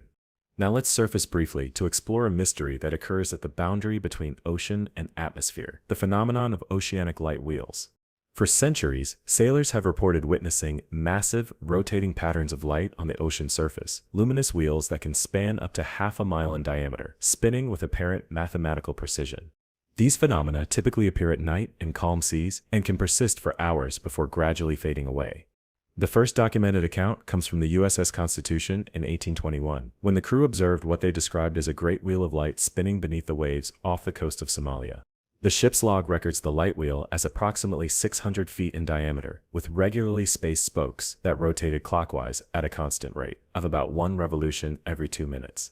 The phenomenon was visible for over 3 hours before disappearing with the dawn. Similar sightings have been reported by mariners across all the world's oceans, with particular concentrations in the South China Sea, the Gulf of Aden, and parts of the Indian Ocean. The descriptions remain remarkably consistent across centuries and cultures. Huge circular patterns of light with radiating spokes or spiral arms, rotating at steady rates, regardless of surface currents or wind conditions. Until recently, scientists dismissed these accounts as misidentifications of bioluminescent plankton, disturbed by underwater currents or marine life. But this explanation fails to account for the geometric precision of these formations, their duration, and particularly their rotational movement. Bioluminescent organisms typically create amorphous glowing patches that drift with currents rather than maintaining rigid geometric structures that rotate independently of water movement. In 2010, oceanographers aboard a research vessel in the Indian Ocean documented a light wheel event using modern sensing equipment. Their findings challenged conventional explanations. The luminescence originated not from the surface but from approximately 100 feet below, creating a projected pattern on the water's surface. Sonar readings revealed no large marine organisms or unusual current patterns that could explain the phenomenon. Most puzzling, electromagnetic sensors detected regular pulses of electrical activity synchronized with the rotation of the light pattern. Some researchers have proposed that light wheels might result from interactions between geological electrical discharges and bioluminescent organisms. According to this theory, electrical currents from the seafloor stimulate bioluminescent plankton in circular patterns, creating the wheel effect. But this doesn't explain the regular rotation or the perfect geometric arrangements often reported. More exotic theories suggest connections to underwater geological features that might generate vortexes of electrical energy. Certain seafloor formations, rich in specific mineral compositions, could potentially create natural electrical phenomena when activated by tectonic movements or geomagnetic fluctuations. These electrical patterns might then stimulate bioluminescent organisms in geometric arrangements determined by the underlying electromagnetic field. Indigenous traditions offer their own interpretations of these phenomena. Polynesian navigators describe them as Te Mata Ariki, or the eyes of the chiefs, manifestations of ancestral spirits watching over ocean travelers. Japanese folklore speaks of dragon wheels, places where sea dragons create portals between the mortal world and spirit realms. Arabian maritime traditions mention Allah's lanterns, signs placed in the ocean to guide worthy sailors to safe harbors. What makes oceanic light wheels particularly mysterious is their apparent intelligence. Multiple historical accounts describe these phenomena seeming to respond to human presence or activity. Ships passing near light wheels have reported the formations altering their rotational speed or even changing direction. In some cases, light wheels have reportedly followed vessels for hours, maintaining a constant distance regardless of course changes. In 1996, the crew of a Japanese fishing vessel documented a light wheel that reportedly split into two separate formations. When the ship attempted to pass between spokes of the wheel, the two smaller wheels continued rotating in opposite directions on either side of the vessel's path, before gradually rejoining into a single formation behind the ship. This level of apparent responsiveness suggests either an intelligence guiding the phenomenon or natural mechanisms far more complex than current science can explain. The mystery of oceanic light wheels represents the convergence of multiple unanswered questions about our oceans. They suggest interactions between geological, electrical, biological, and potentially unknown forces that can create ordered, geometric patterns of light that behave in ways that seem almost purposeful. They remind us that the boundary between ocean and atmosphere, the thin surface layer where most human maritime activity occurs, can manifest phenomena that defy our current scientific understanding. And like many oceanic mysteries, they appear unpredictably, last temporarily, and occur most often in remote regions, making them difficult to study systematically with modern scientific methods. They remain primarily known through the accounts of those who have witnessed them directly, experiences passed down through maritime traditions that blend observation with interpretation in ways that science is still working to disentangle. Let's descend once more into the depths to explore what might be the ultimate oceanic enigma, the mystery of deep-sea gravitational anomalies. Scattered across the world's oceans are locations where gravity itself seems to behave differently than it should, according to standard physics. Objects fall at slightly different rates, pendulums swing with altered periods, and precision instruments register minute but measurable deviations from expected gravitational constants. These anomalies typically occur in deep ocean basins, often associated with unusual seafloor features or geological formations. The most extensively documented of these is the Puerto Rico gravity anomaly, a region of the Atlantic Ocean near the Puerto Rico Trench, where gravitational measurements consistently show deviations of up to 2% from theoretical values. This might seem insignificant, but in gravitational terms, it represents an enormous discrepancy that standard geological models cannot fully explain. The anomaly forms a roughly circular pattern about 100 miles in diameter and appears to be stable over time, ruling out temporary disturbances or measurement errors. Similar gravitational anomalies have been identified in the South Pacific, particularly near the Tonga Trench, and in parts of the Indian Ocean associated with the 90 East Ridge. These locations share certain characteristics. They typically occur near deep ocean trenches or unusual submarine mountain formations. They maintain stable patterns over decades of measurement, and they affect both surface ships and submerged vessels passing through their zones of influence. What could explain these gravitational abnormalities? Conventional geology suggests variations in crustal density might account for some deviation. Areas where unusually dense materials in the Earth's crust create stronger gravitational pulls. But the magnitude and pattern of these deep ocean anomalies exceed what can be explained by known geological formations or density variations. Some researchers have proposed more exotic explanations. Certain theoretical physics models suggest gravity might interact differently with matter under extreme pressure conditions, such as those found in the deepest ocean trenches. Others propose that unique mineral formations on the seafloor might create localized distortions in the Earth's magnetic field that interact with gravity in ways current physics doesn't fully account for. The mystery deepens when we consider the reports from vessels passing through these anomalous regions. Both military and civilian ships have documented unusual equipment behavior: compass needles that deviate unexpectedly, chronometers that run slightly fast or slow, and inertial navigation systems that register course errors requiring correction. These effects suggest the anomalies influence not just gravity, but potentially other fundamental forces or the relationship between them. Perhaps most intriguing are the accounts of what happens at the centers of these gravitational anomalies. During a 1978 oceanographic expedition to the Puerto Rico anomaly, researchers attempted to deploy a deep-sea probe into the precise center of the gravity deviation. According to expedition records, the probe descended normally until reaching a depth of approximately 27,000 feet, still above the seafloor, at which point telemetry from the device became erratic before ceasing entirely. When the probe was retrieved, its timing mechanisms showed a discrepancy of 73 minutes compared to the ship's chronometers, as if the device had experienced time at a different rate while in the anomaly's core. While this temporal aspect might seem to venture into science fiction, it aligns with Einstein's general relativity, which establishes that gravity and time are interconnected. Stronger gravitational fields actually slow the passage of time relative to weaker fields. The magnitude of the effect recorded in the Puerto Rico experiment far exceeded theoretical predictions, however, suggesting either measurement error or physics beyond our current understanding. These gravitational anomalies might help explain some historical maritime mysteries. The Puerto Rico anomaly sits near the corner of the Bermuda Triangle, an area associated with navigational failures and unexplained disappearances. If gravity behaves unusually in this region, it could potentially affect both ships and aircraft in ways that might not be immediately apparent to their crews. Subtle influences on navigation, engine performance, or even human cognition that could lead to catastrophic outcomes. Some theorists have suggested these gravitational anomalies might represent thin spots in the fabric of space-time locations, where the fundamental forces behave differently due to unknown properties of the deep Earth beneath these regions. Others propose connections to dark matter concentrations, invisible mass that interacts with normal matter, primarily through gravitational effects. The U.S. Office of Naval Research has reportedly conducted classified studies of these anomalies due to their potential impact on submarine operations, particularly nuclear submarines whose precise navigational requirements could be compromised by unexpected gravitational variations. Documents partially released through FOIA requests refer to gravity profile mapping of certain ocean regions and anomaly avoidance protocols for specific classes of naval vessels. Whatever their cause, deep-sea gravitational anomalies represent one of the most fundamental mysteries of our oceans, places where the basic forces that govern physical reality appear to operate according to rules slightly different from those we've established through centuries of scientific understanding. They remind us that despite all our technological advancement and theoretical progress, the deepest parts of our oceans may still harbor phenomena that challenge or extend our understanding of physics itself. And like many oceanic mysteries, they exist in regions almost impossibly difficult for humans to study directly, crushed under miles of water, subject to pressures that few instruments can withstand, and remote from the centers of human population and scientific infrastructure.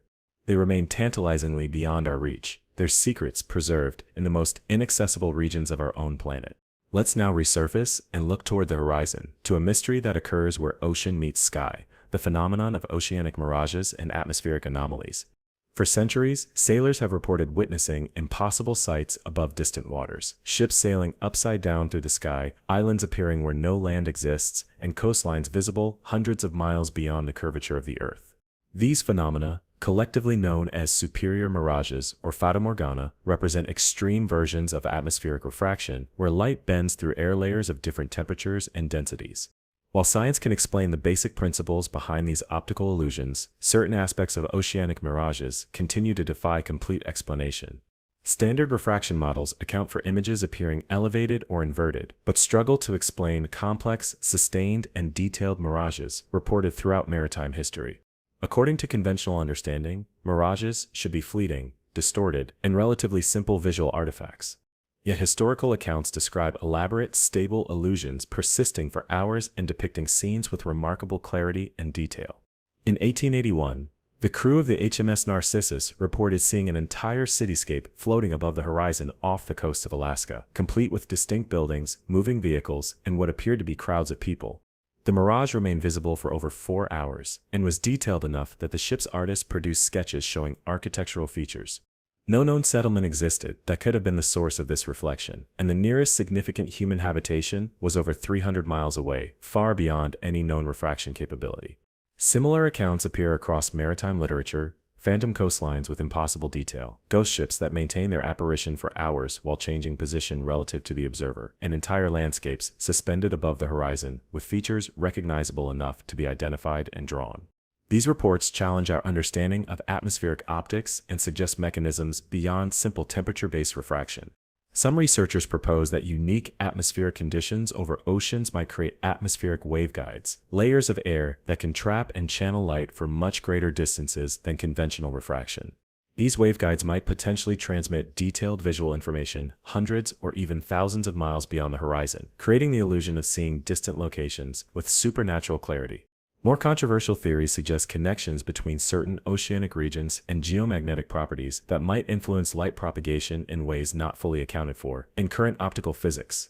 Areas like the Bermuda Triangle and parts of the North Sea, both hotspots for complex mirage reports, exhibit unusual magnetic properties that could potentially interact with atmospheric conditions to create enhanced refraction effects.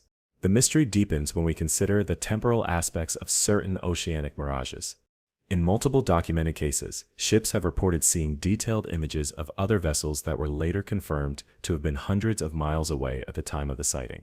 In a few instances, witnesses reported seeing landscapes or human activities that, based on subsequent investigation, hadn't yet occurred at the time of observation, as if the mirage somehow portrayed future rather than distant events. While such claims strain scientific credulity, they appear consistently enough in maritime records to suggest phenomena beyond simple misidentification or fabrication. The 1848 log of the HMS Plumper records an elaborate mirage showing what appeared to be a port settlement on the coast of Labrador.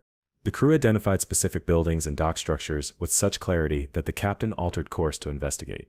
Upon arrival at the coordinates, they found only uninhabited coastline.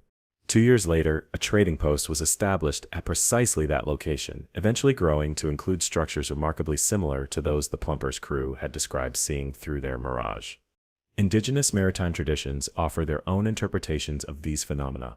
Inuit sailors describe the windows to other times that occasionally open above Arctic waters. Polynesian navigators speak of vision paths that allow glimpses of distant islands as guidance for voyages. Norse maritime tradition mentions Ginnegap sites, glimpses into other worlds visible under specific atmospheric conditions.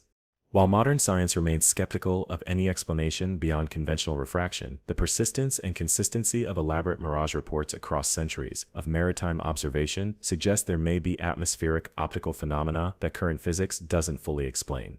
The ocean-atmosphere interface creates unique conditions found nowhere else on Earth: temperature gradients, humidity patterns, electrical properties, and light interaction possibilities that may generate visual effects beyond our current theoretical understanding. These oceanic mirages remind us that even something as fundamental as vision, our primary means of understanding the world, can be profoundly influenced by the unique properties of the maritime environment. They suggest that the boundary where ocean meets atmosphere may create conditions for optical phenomena far more complex and potentially informative than mere illusion.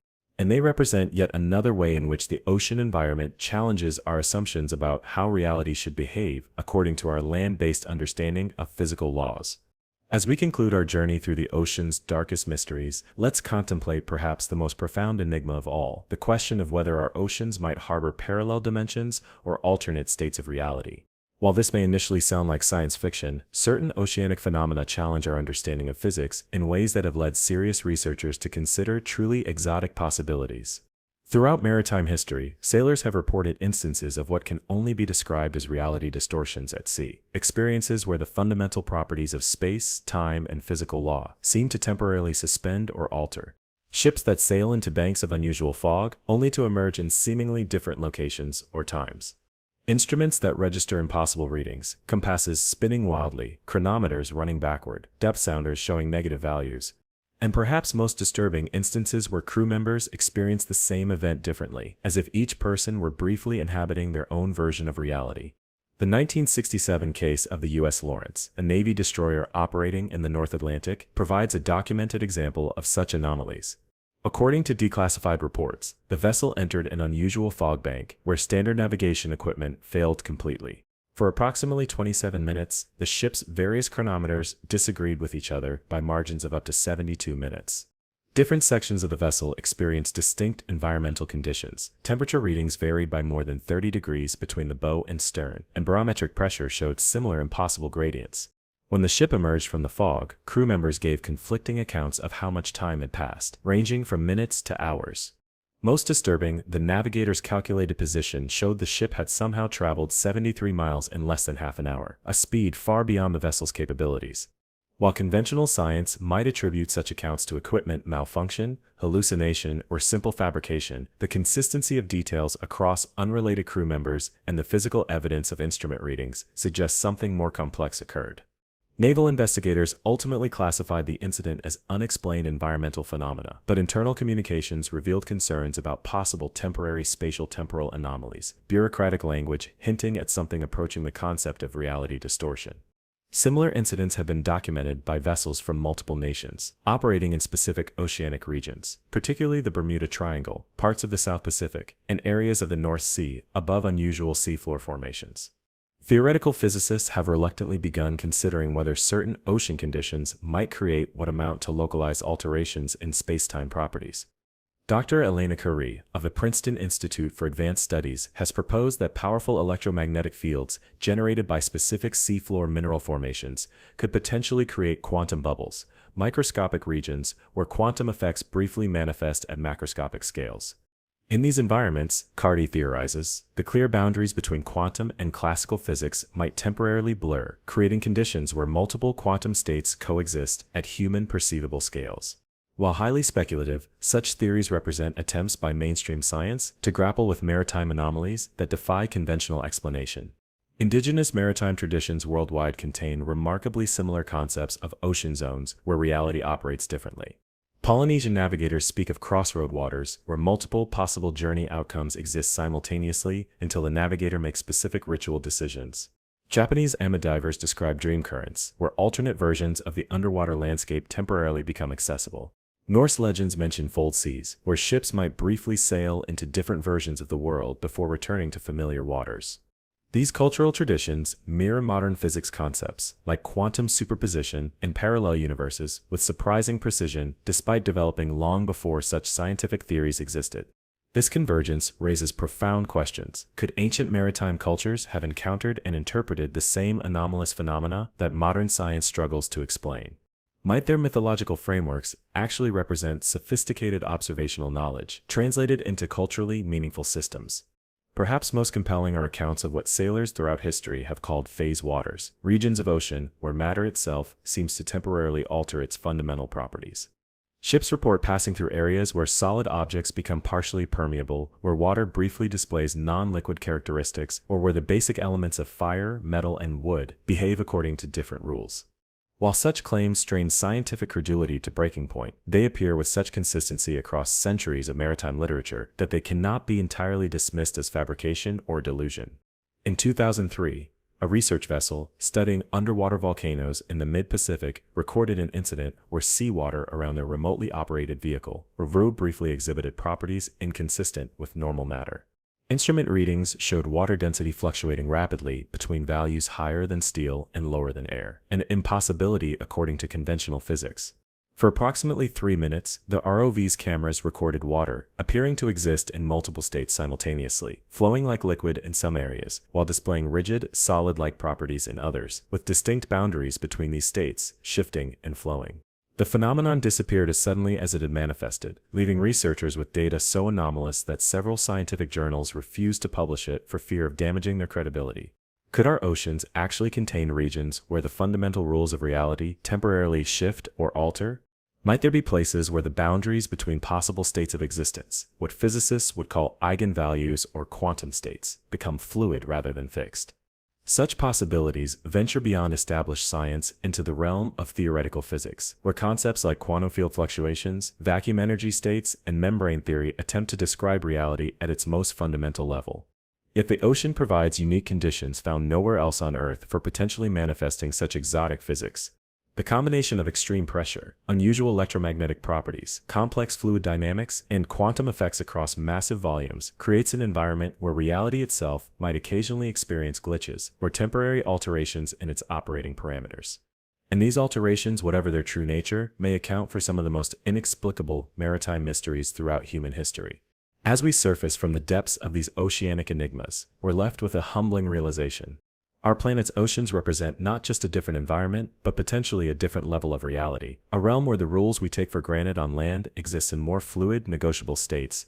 The sea reminds us that reality itself may be more malleable, more mysterious, and far stranger than our land-evolved minds are equipped to comprehend.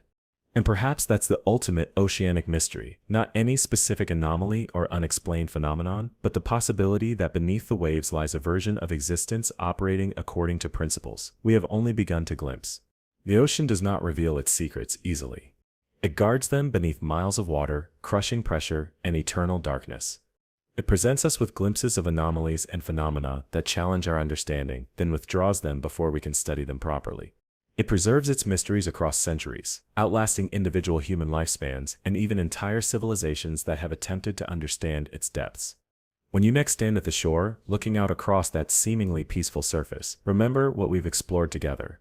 Remember that you're gazing upon the largest, most alien environment on our planet, a place where our species remains visitors rather than inhabitants.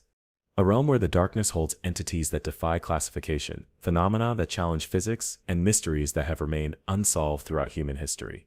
The ocean is not empty space separating continents.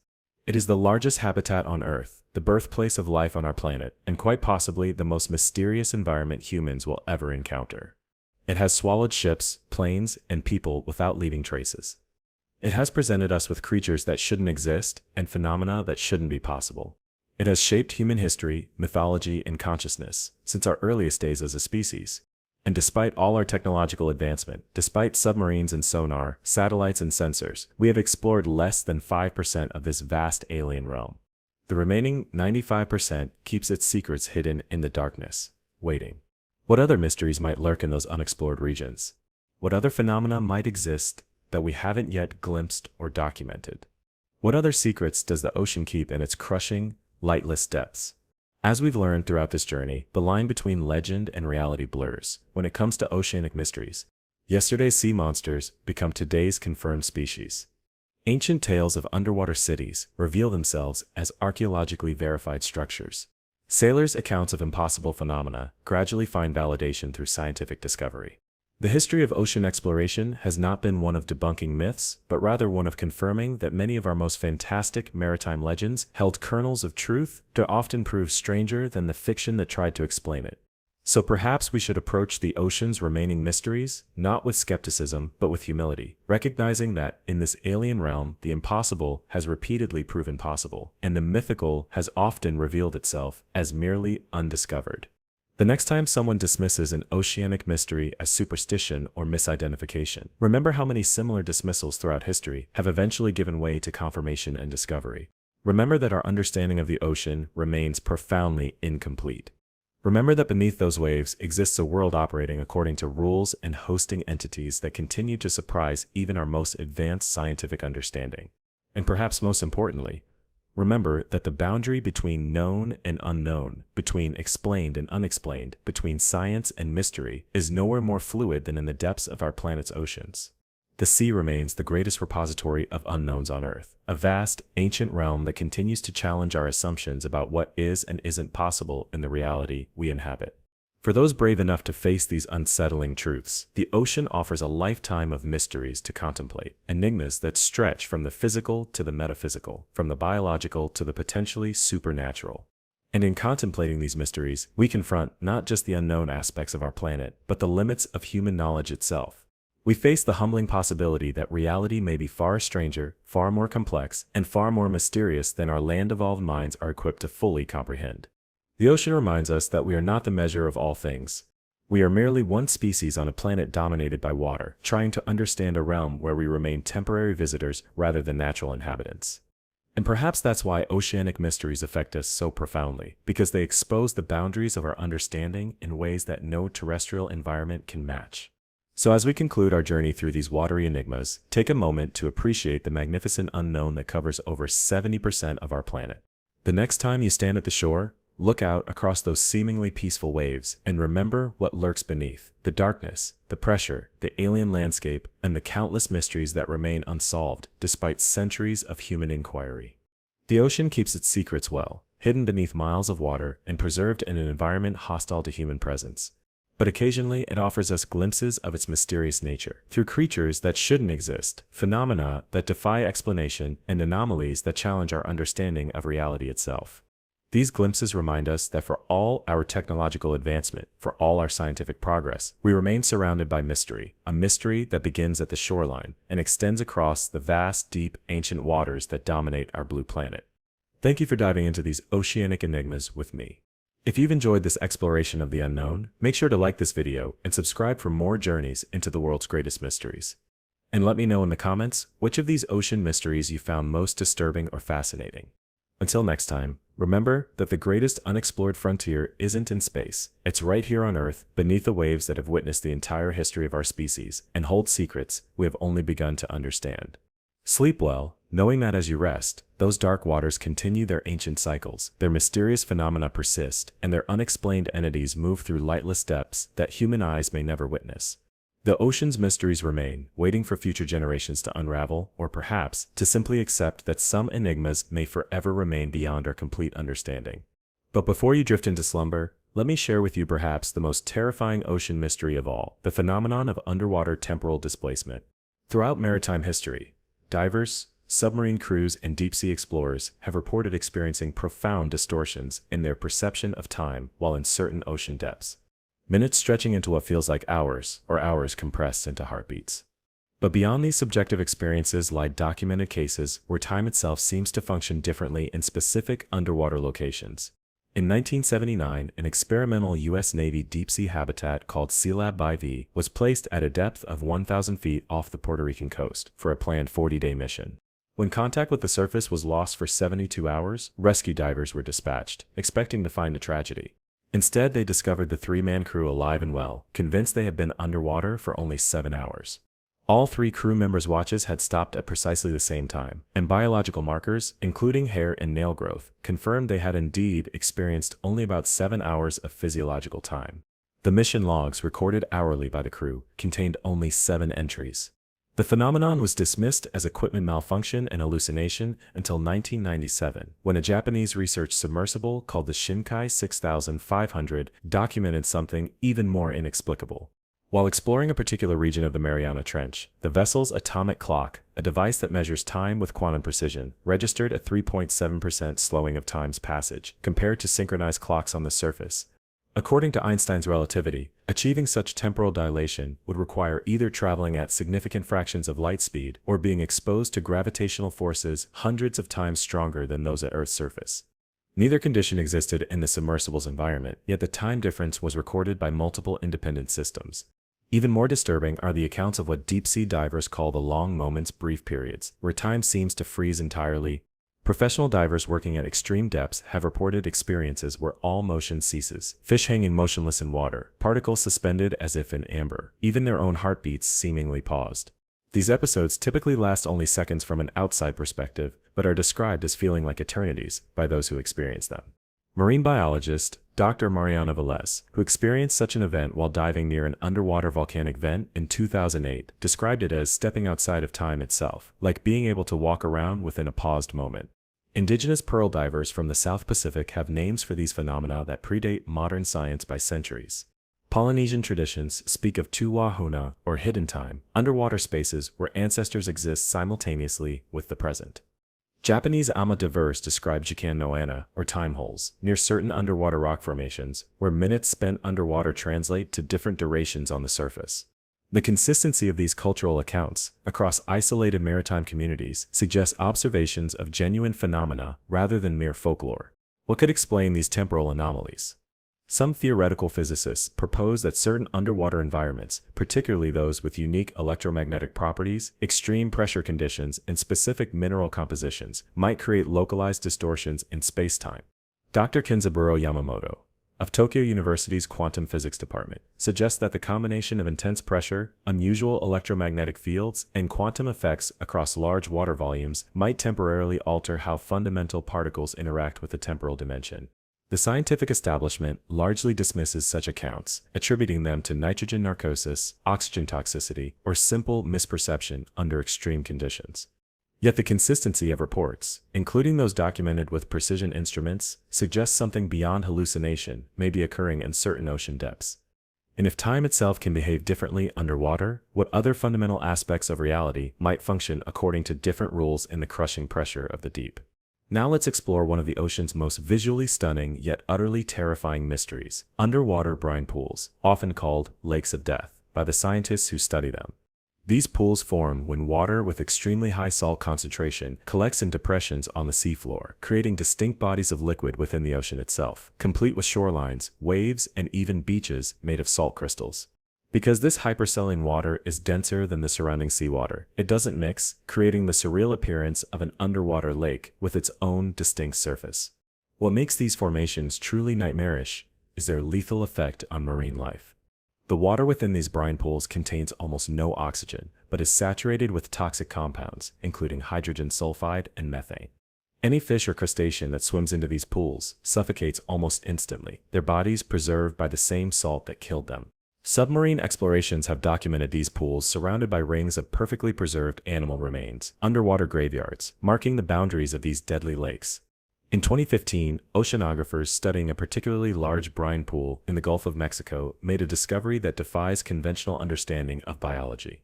At the precise boundary between normal seawater and the lethal brine, they discovered a community of organisms that shouldn't exist.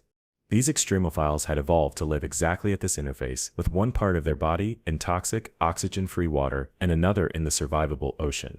More disturbing still, genetic analysis revealed these organisms contain DNA sequences unlike anything in our taxonomic databases, as if they represented an entirely separate evolutionary path.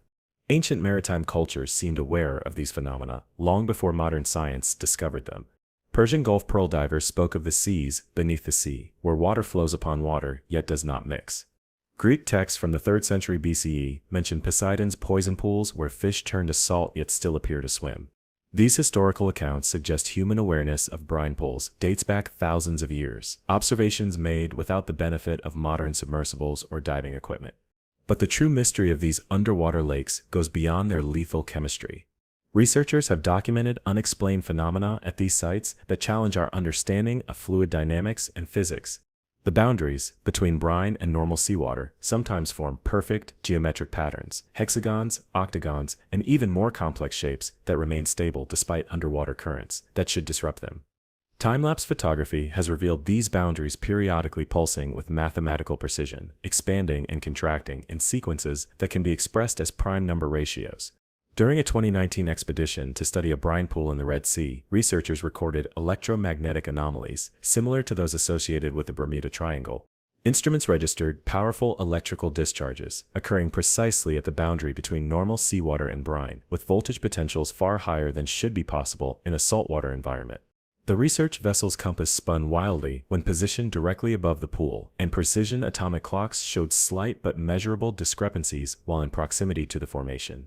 Some theoretical physicists now propose that these brine pools may represent more than just chemical curiosities. The unique electrical properties, combined with distinct density layers and unusual mineral compositions, could potentially create conditions for what quantum physicists call topological anomalies, regions where the fundamental properties of space become altered at the quantum level. If correct, this would make brine pools among the few naturally occurring environments on Earth where quantum effects manifest at macroscopic scales, a bridge between the subatomic realm and the world of human perception. Whatever their true nature, these lakes within the ocean represent one of the most visually otherworldly and scientifically perplexing features of our deep seas. They remind us that the ocean doesn't merely contain alien life and strange phenomena. It sometimes creates environments that operate according to different chemical, biological, and potentially even physical rules than those governing the world above the waves. Let us now turn our attention to what may be the most profound mystery in all oceanography, the immortal jellyfish, and what it reveals about the nature of life in the abyss. First discovered in the Mediterranean in the 1880s, but not scientifically understood until the 1990s, Turritopsis darnii has earned its nickname as the immortal jellyfish through an astounding biological capability. When faced with physical damage, starvation, or even simple old age, this remarkable creature can revert all of its cells back to their earliest developmental stage and essentially restart its life cycle. It's the biological equivalent of a butterfly transforming back into a caterpillar, then back to an egg, a complete reversal of normal development that defies our understanding of how multicellular life should function. While this single-species immortality is remarkable enough, deep-sea exploration has revealed something far more unsettling. In certain abyssal trenches, particularly the Mariana, Tonga, and Puerto Rico trenches, researchers have discovered entire ecosystems dominated by biologically immortal organisms. Unlike the relatively simple Turritopsis, these abyssal immortals include complex creatures with sophisticated nervous systems, specialized organs, and even primitive social behaviors. Yet they all share the same impossible ability, the capacity to reset their biological clocks and begin life anew when damaged or aging. What could explain this concentration of biological immortality in the planet's deepest oceanic regions? Submarine biologists propose that the extreme pressure, cold, and darkness of these environments have created evolutionary pathways utterly different from those in shallower waters or on land.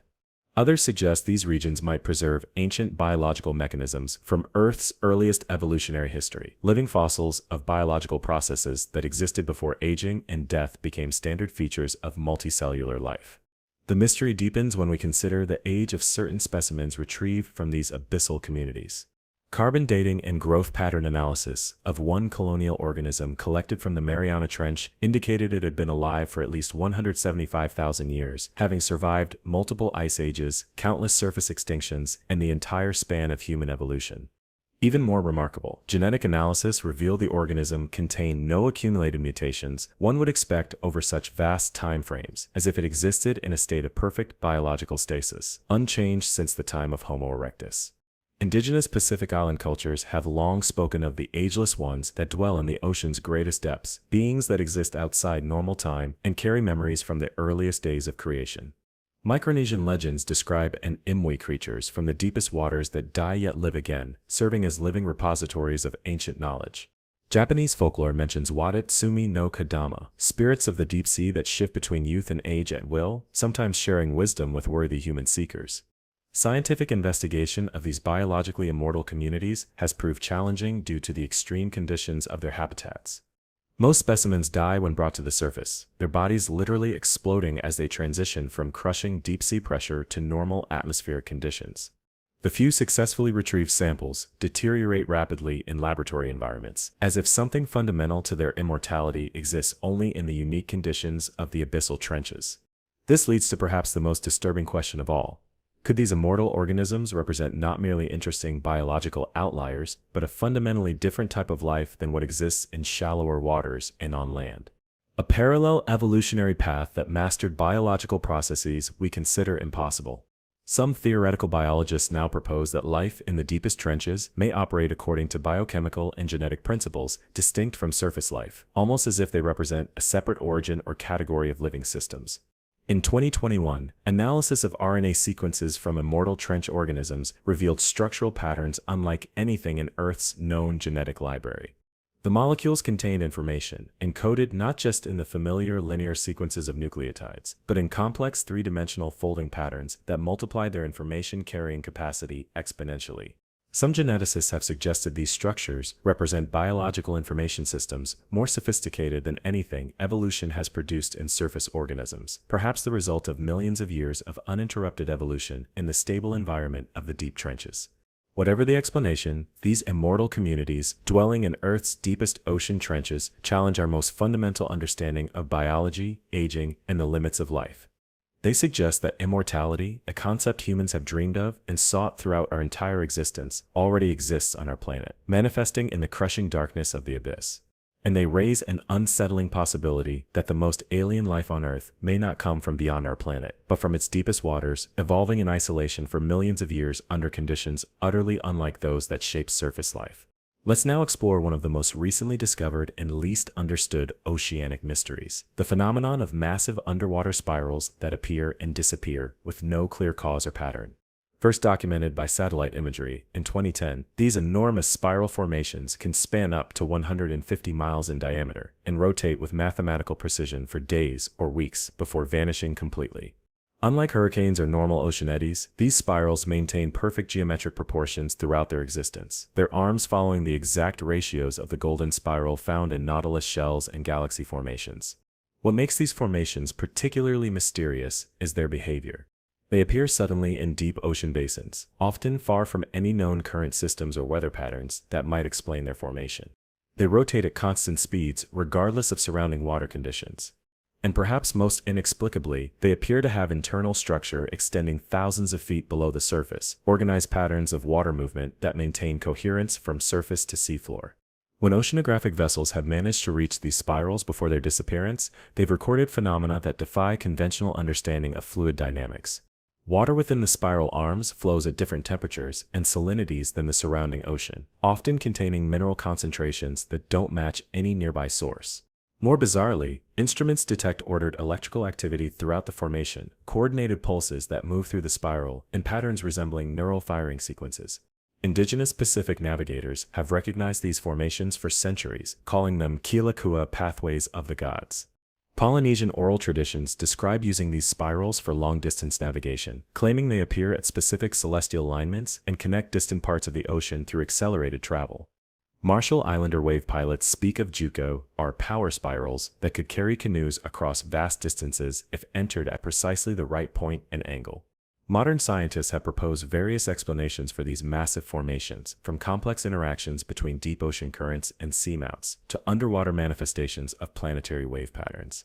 Yet none fully account for their perfect geometric structure, their electromagnetic properties, or their apparent internal organization extending from surface to seafloor.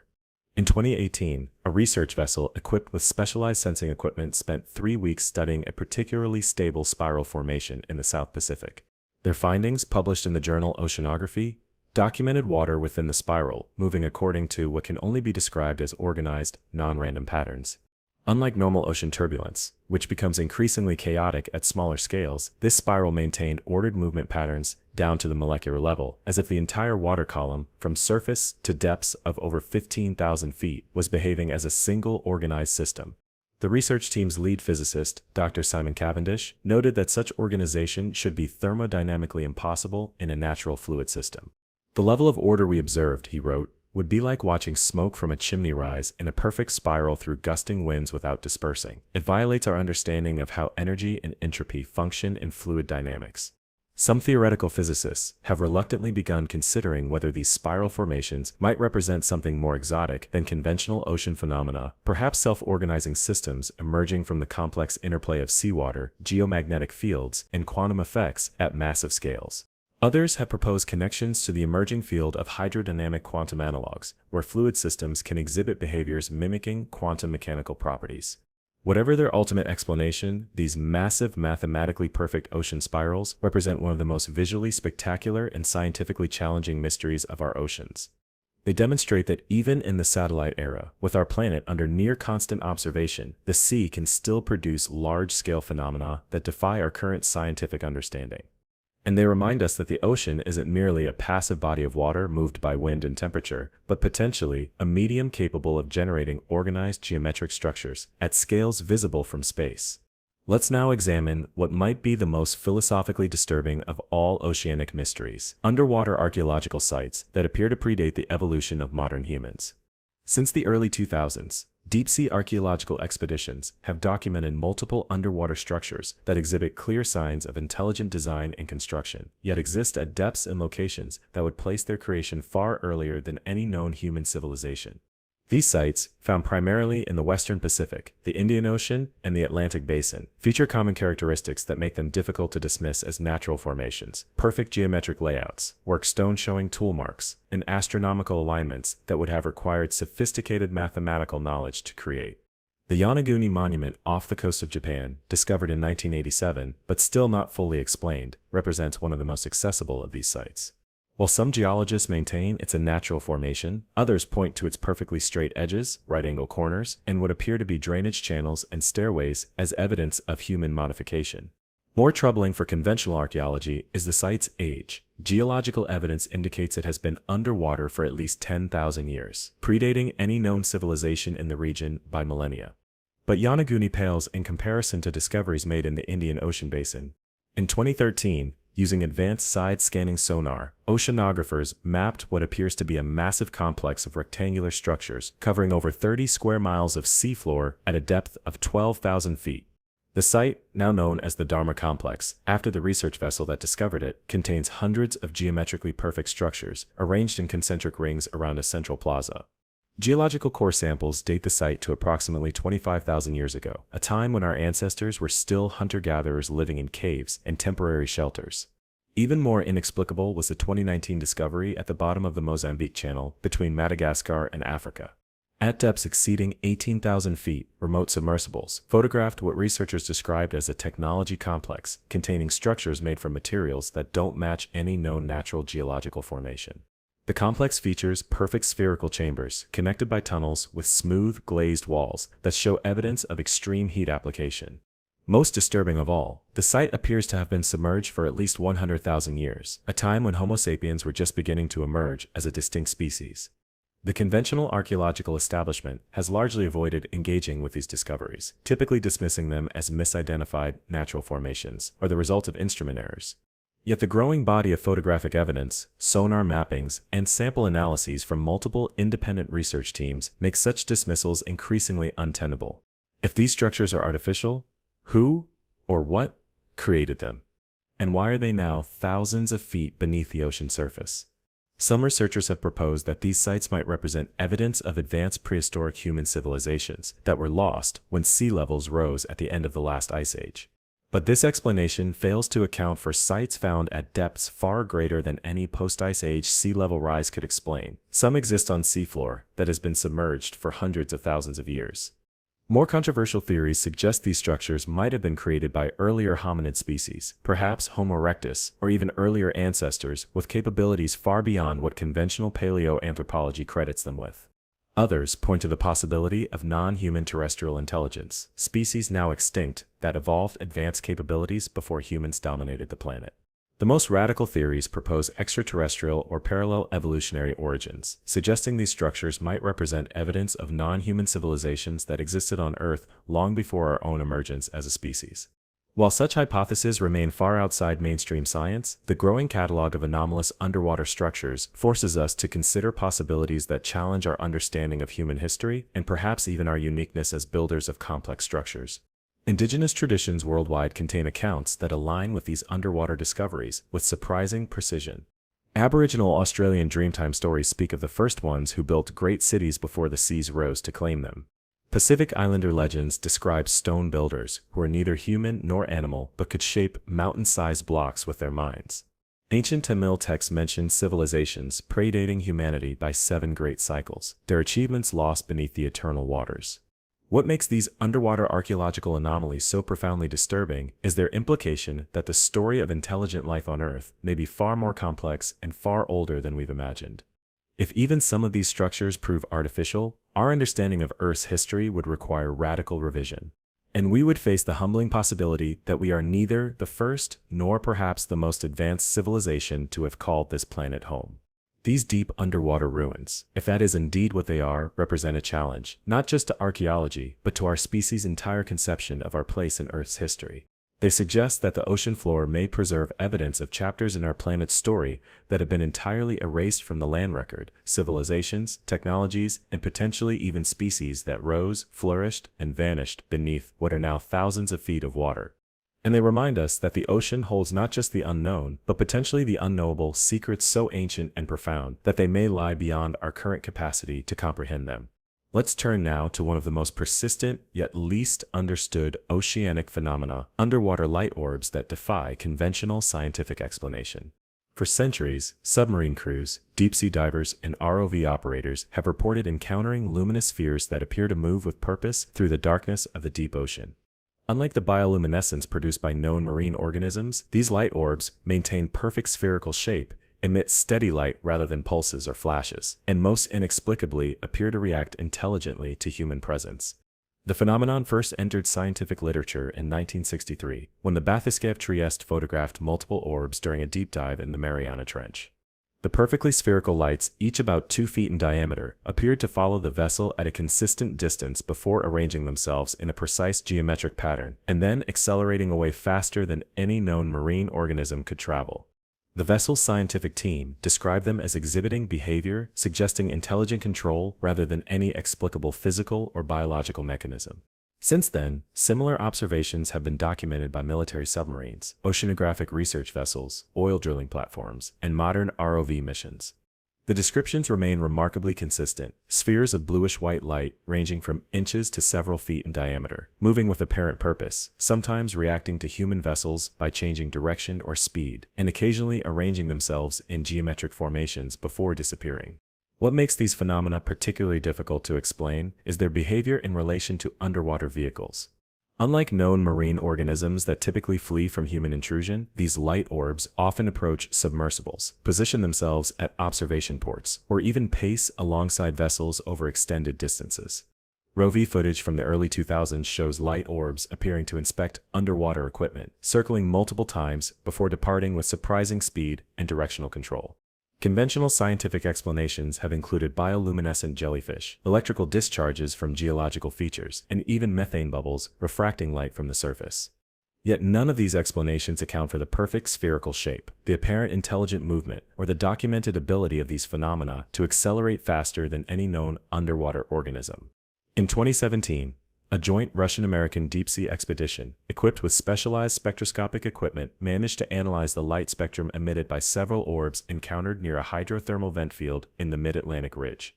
The results defied conventional understanding. The light contained wavelengths that, according to our understanding of physics, should not be able to propagate through seawater. Additionally, the perfect spherical boundary between the orb and surrounding water showed properties consistent with a controlled electromagnetic field rather than any biological membrane or physical structure. Indigenous maritime cultures worldwide have documented these phenomena in their traditions and navigation knowledge. Polynesian deep-sea divers speak of the watching lights that guide lost swimmers to safety. Japanese ama divers describe ocean spirits that appear during their deepest dives, sometimes leading them to rich pearl beds. Inuit legends mention sea candles that rise from the depths and guide kayaks through dangerous waters during storms. Some marine biologists have proposed these light orbs might represent an unknown form of colonial organism, perhaps a sophisticated relative of colonial jellyfish that has evolved bioluminescent properties and coordinated movement capabilities. Others suggest they could be plasma phenomena generated by the unique electromagnetic properties of certain underwater environments, similar to how atmospheric conditions create ball lightning. The most controversial theories propose these light orbs might represent some form of non-human intelligence native to our oceans, entities comprised of energy rather than conventional matter, perhaps evolving in the high-pressure, energy-rich environments of hydrothermal vent systems. While such hypotheses remain far outside mainstream science, the documented behavior of these phenomena, particularly their apparent responsiveness to human presence, continues to challenge purely physical or biological explanations. Whatever their true nature, these underwater light orbs represent one of the most persistently documented yet least understood oceanic phenomena. They demonstrate that even with our advanced sensing technologies and scientific understanding, the deep ocean continues to present us with observations that defy conventional explanation. And they suggest that light itself, the very medium through which we primarily perceive and understand our world, may behave according to different rules in the extreme environments of the deep sea. Let's now venture into what may be the most mathematically perplexing of all oceanic mysteries: underwater sound patterns that encode prime numbers, mathematical constants, and complex algorithms. Since the early days of hydrophone technology, oceanographers have recorded sound patterns in deep ocean basins that exhibit mathematical properties seemingly impossible to attribute to any known natural process. These acoustic sequences, documented in the Indian Ocean, specific regions of the Atlantic, and the deepest parts of the Mariana Trench, contain prime number intervals, precise Fibonacci sequences, and even encodings of fundamental constants like pi and phi, the golden ratio. The first documented case emerged in 1979 when a network of hydrophones installed by Woods Hole Oceanographic Institution recorded a sequence of clicks emanating from the mid-Atlantic ridge. Analysis revealed the intervals between clicks corresponded precisely to the first 17 prime numbers, an acoustic pattern that appeared for exactly 183 seconds before ceasing. The same pattern repeated exactly 24 hours later, and again at the same time for 5 consecutive days before disappearing entirely. Similar phenomena have been recorded dozens of times since then, with increasing sophistication in the mathematical patterns detected.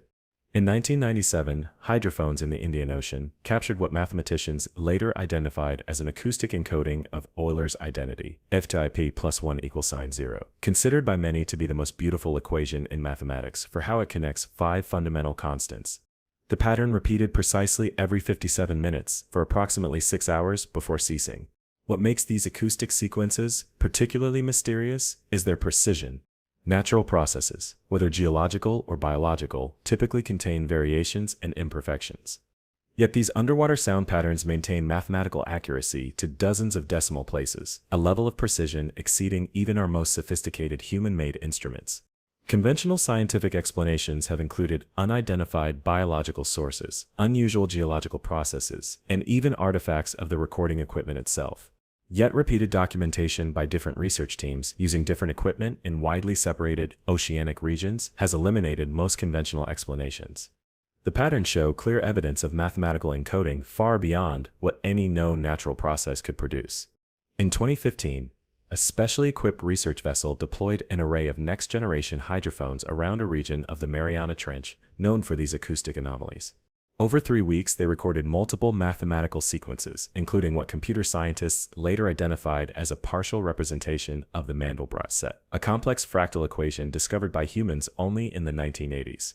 More disturbing still, detailed analysis revealed that some of these acoustic patterns were being transmitted at precisely the resonant frequency of the trench itself, as if using the geological formation as a massive amplifier to propagate the signal across thousands of miles of ocean. Indigenous maritime cultures have long recognized the ocean's mysterious acoustic properties. Polynesian navigators speak of the counting songs that rise from certain deepwater regions, patterns of sound that allowed them to locate specific islands beyond the horizon. Aboriginal Australian traditions describe songlines that extend into the deep ocean, carrying mathematical knowledge from the dreamtime. Ancient Tamil texts mention the numbers that sing themselves in the deepest waters, containing wisdom from creation itself. Some theorists have proposed these mathematical acoustic patterns might result from undiscovered geophysical processes, perhaps interactions between Earth's magnetic field, underwater geological formations, and the conductive properties of seawater creating natural computational systems. Others suggest they could represent a previously unrecognized form of communication between deep-sea organisms, utilizing mathematical principles for long-distance information transfer. The most controversial explanations venture into the realm of non-human intelligence. Could these precisely encoded mathematical patterns represent deliberate transmissions from an unknown intelligence within our oceans? Might they be the equivalent of mathematical hello signals, universal languages based on fundamental constants that would be recognizable to any technologically advanced civilization? Whatever their source, these underwater mathematical sound patterns represent one of the most intellectually challenging oceanic mysteries. They suggest that somewhere in the darkness of our deep oceans, processes are occurring that can generate, encode, and transmit pure mathematical information with a precision exceeding human technological capabilities.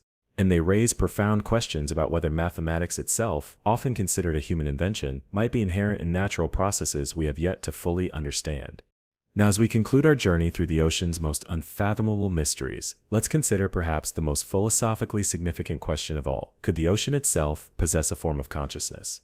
This isn't mere metaphorical thinking or animistic spirituality, but a serious consideration emerging at the intersection of oceanography, complex systems theory, and the philosophy of mind. The world's oceans represent the largest contiguous system on our planet, a vast, interconnected network of chemical, physical, biological, and electromagnetic processes, operating in constant feedback loops across global scales. Consider the basic properties we associate with consciousness, information processing, memory, self-regulation, response to stimuli, and integration of diverse subsystems into unified behavior. The global ocean demonstrates all these qualities, though at scales and timeframes vastly different from human consciousness. Ocean currents function like a circulatory system, transferring energy, nutrients, and information across enormous distances with remarkable consistency.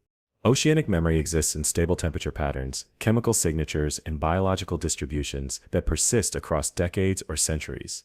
The ocean responds to external stimuli, whether astronomical forces like lunar gravity or atmospheric inputs like wind and temperature, in complex but predictable ways that maintain overall systemic stability. In 2021, theoretical oceanographer Dr. Marianne Helvig published a controversial paper titled Cognitive Properties of Global Oceanic Systems, analyzing the information processing capabilities of the world's oceans using mathematical models derived from neural network theory. Her conclusion startled the scientific community. The ocean's capacity for information storage, transfer, and processing exceeds that of the human brain by orders of magnitude. If we consider consciousness a product of sufficient complexity and integrated information, she wrote, we must at least consider the possibility that the global ocean represents a form of awareness, operating at temporal and spatial scales beyond human perception. Indigenous maritime cultures have maintained this understanding for millennia. Polynesian traditions speak of the ocean as Te Moana Nuiakiwa, not merely a body of water, but a conscious entity with memory, intention, and agency. Hawaiian navigators describe communicating with the ocean directly, receiving information about distant islands and weather patterns through a process they call listening with the entire body. Japanese maritime traditions reference Umi no Kokoro, or the ocean's mind, a vast, slow intelligence that can be perceived but never fully comprehended by human consciousness. Modern complexity theory offers potential scientific frameworks for understanding how consciousness might emerge from the ocean's network systems. The field of integrated information theory proposes that consciousness arises from any sufficiently complex system that integrates information across its components. By this measure, the ocean, with its trillions of interacting biological organisms, chemical exchanges, and physical processes, all integrated into coherent global patterns, potentially constitutes one of the most informationally complex systems on our planet. Critics argue that consciousness requires specialized structures, like neurons, and cannot emerge from the relatively simple chemical and physical processes of oceanography. Yet recent research in consciousness studies suggests awareness may be more fundamental than previously thought, potentially a property that emerges from specific informational relationships rather than specific biological structures. The most profound implication of oceanic consciousness would be reconsidering our relationship with the sea. If the ocean possesses some form of awareness, operating at timescales of centuries rather than seconds, processing information across global rather than cellular distances, how might that change our understanding of our place on this planet? Would we see ourselves not as the sole conscious entities on Earth, but as relatively small, short-lived awareness embedded within a much vaster, slower mind that has existed for billions of years? This possibility represents the ultimate oceanic mystery, that the waters covering 70% of our planet might collectively constitute an ancient consciousness within which we have evolved, upon which we depend for survival, yet whose nature remains largely imperceptible to our limited human awareness. The ocean's mysteries may not simply be things we haven't yet discovered or phenomena we don't yet understand, but expressions of an intelligence so vast in scale and so different in nature that recognizing it challenges the very boundaries of what we consider possible. As we surface from these depths of speculation and wonder, I invite you to carry this perspective with you. The next time you stand at the shoreline, looking out across those seemingly peaceful waves, consider that you might be gazing not just at Earth's largest habitat, but potentially at one of its oldest minds, a vast intelligence that has witnessed the entire history of our species and holds secrets we have only begun to comprehend. The ocean's darkest mysteries may ultimately be reflections of our own limited perception, our inability to recognize patterns that operate at temporal and spatial scales, far beyond our evolutionary experience. And perhaps that's the true lesson of these enigmas, a humbling reminder that despite all our technological advancement and scientific progress, we remain surrounded by mysteries that may extend beyond our current capacity to fully comprehend. Thank you for diving into these oceanic mysteries with me. If you found this exploration as mind-expanding as the ocean is deep, please take a moment to like this video, subscribe to the channel, and share it with others who appreciate glimpses into the profound unknown. Drop a comment telling me which of these mysteries most challenged your understanding of what's possible in our world. Until next time, remember that the greatest frontiers of discovery aren't in distant space, but in the ancient waters that have shaped life on this planet since its earliest beginnings. Sleep well, knowing that as you rest, those dark waters continue their ancient cycles. Their mysterious phenomena persist, and their unexplained entities move through lightless depths that human eyes may never witness. The ocean's mysteries remain, waiting for future generations to unravel, or perhaps to simply accept that some enigmas may forever remain beyond our complete understanding. Good night, and may your dreams be free of the darkest secrets that dwell in the crushing depths of our planet's ancient, mysterious oceans.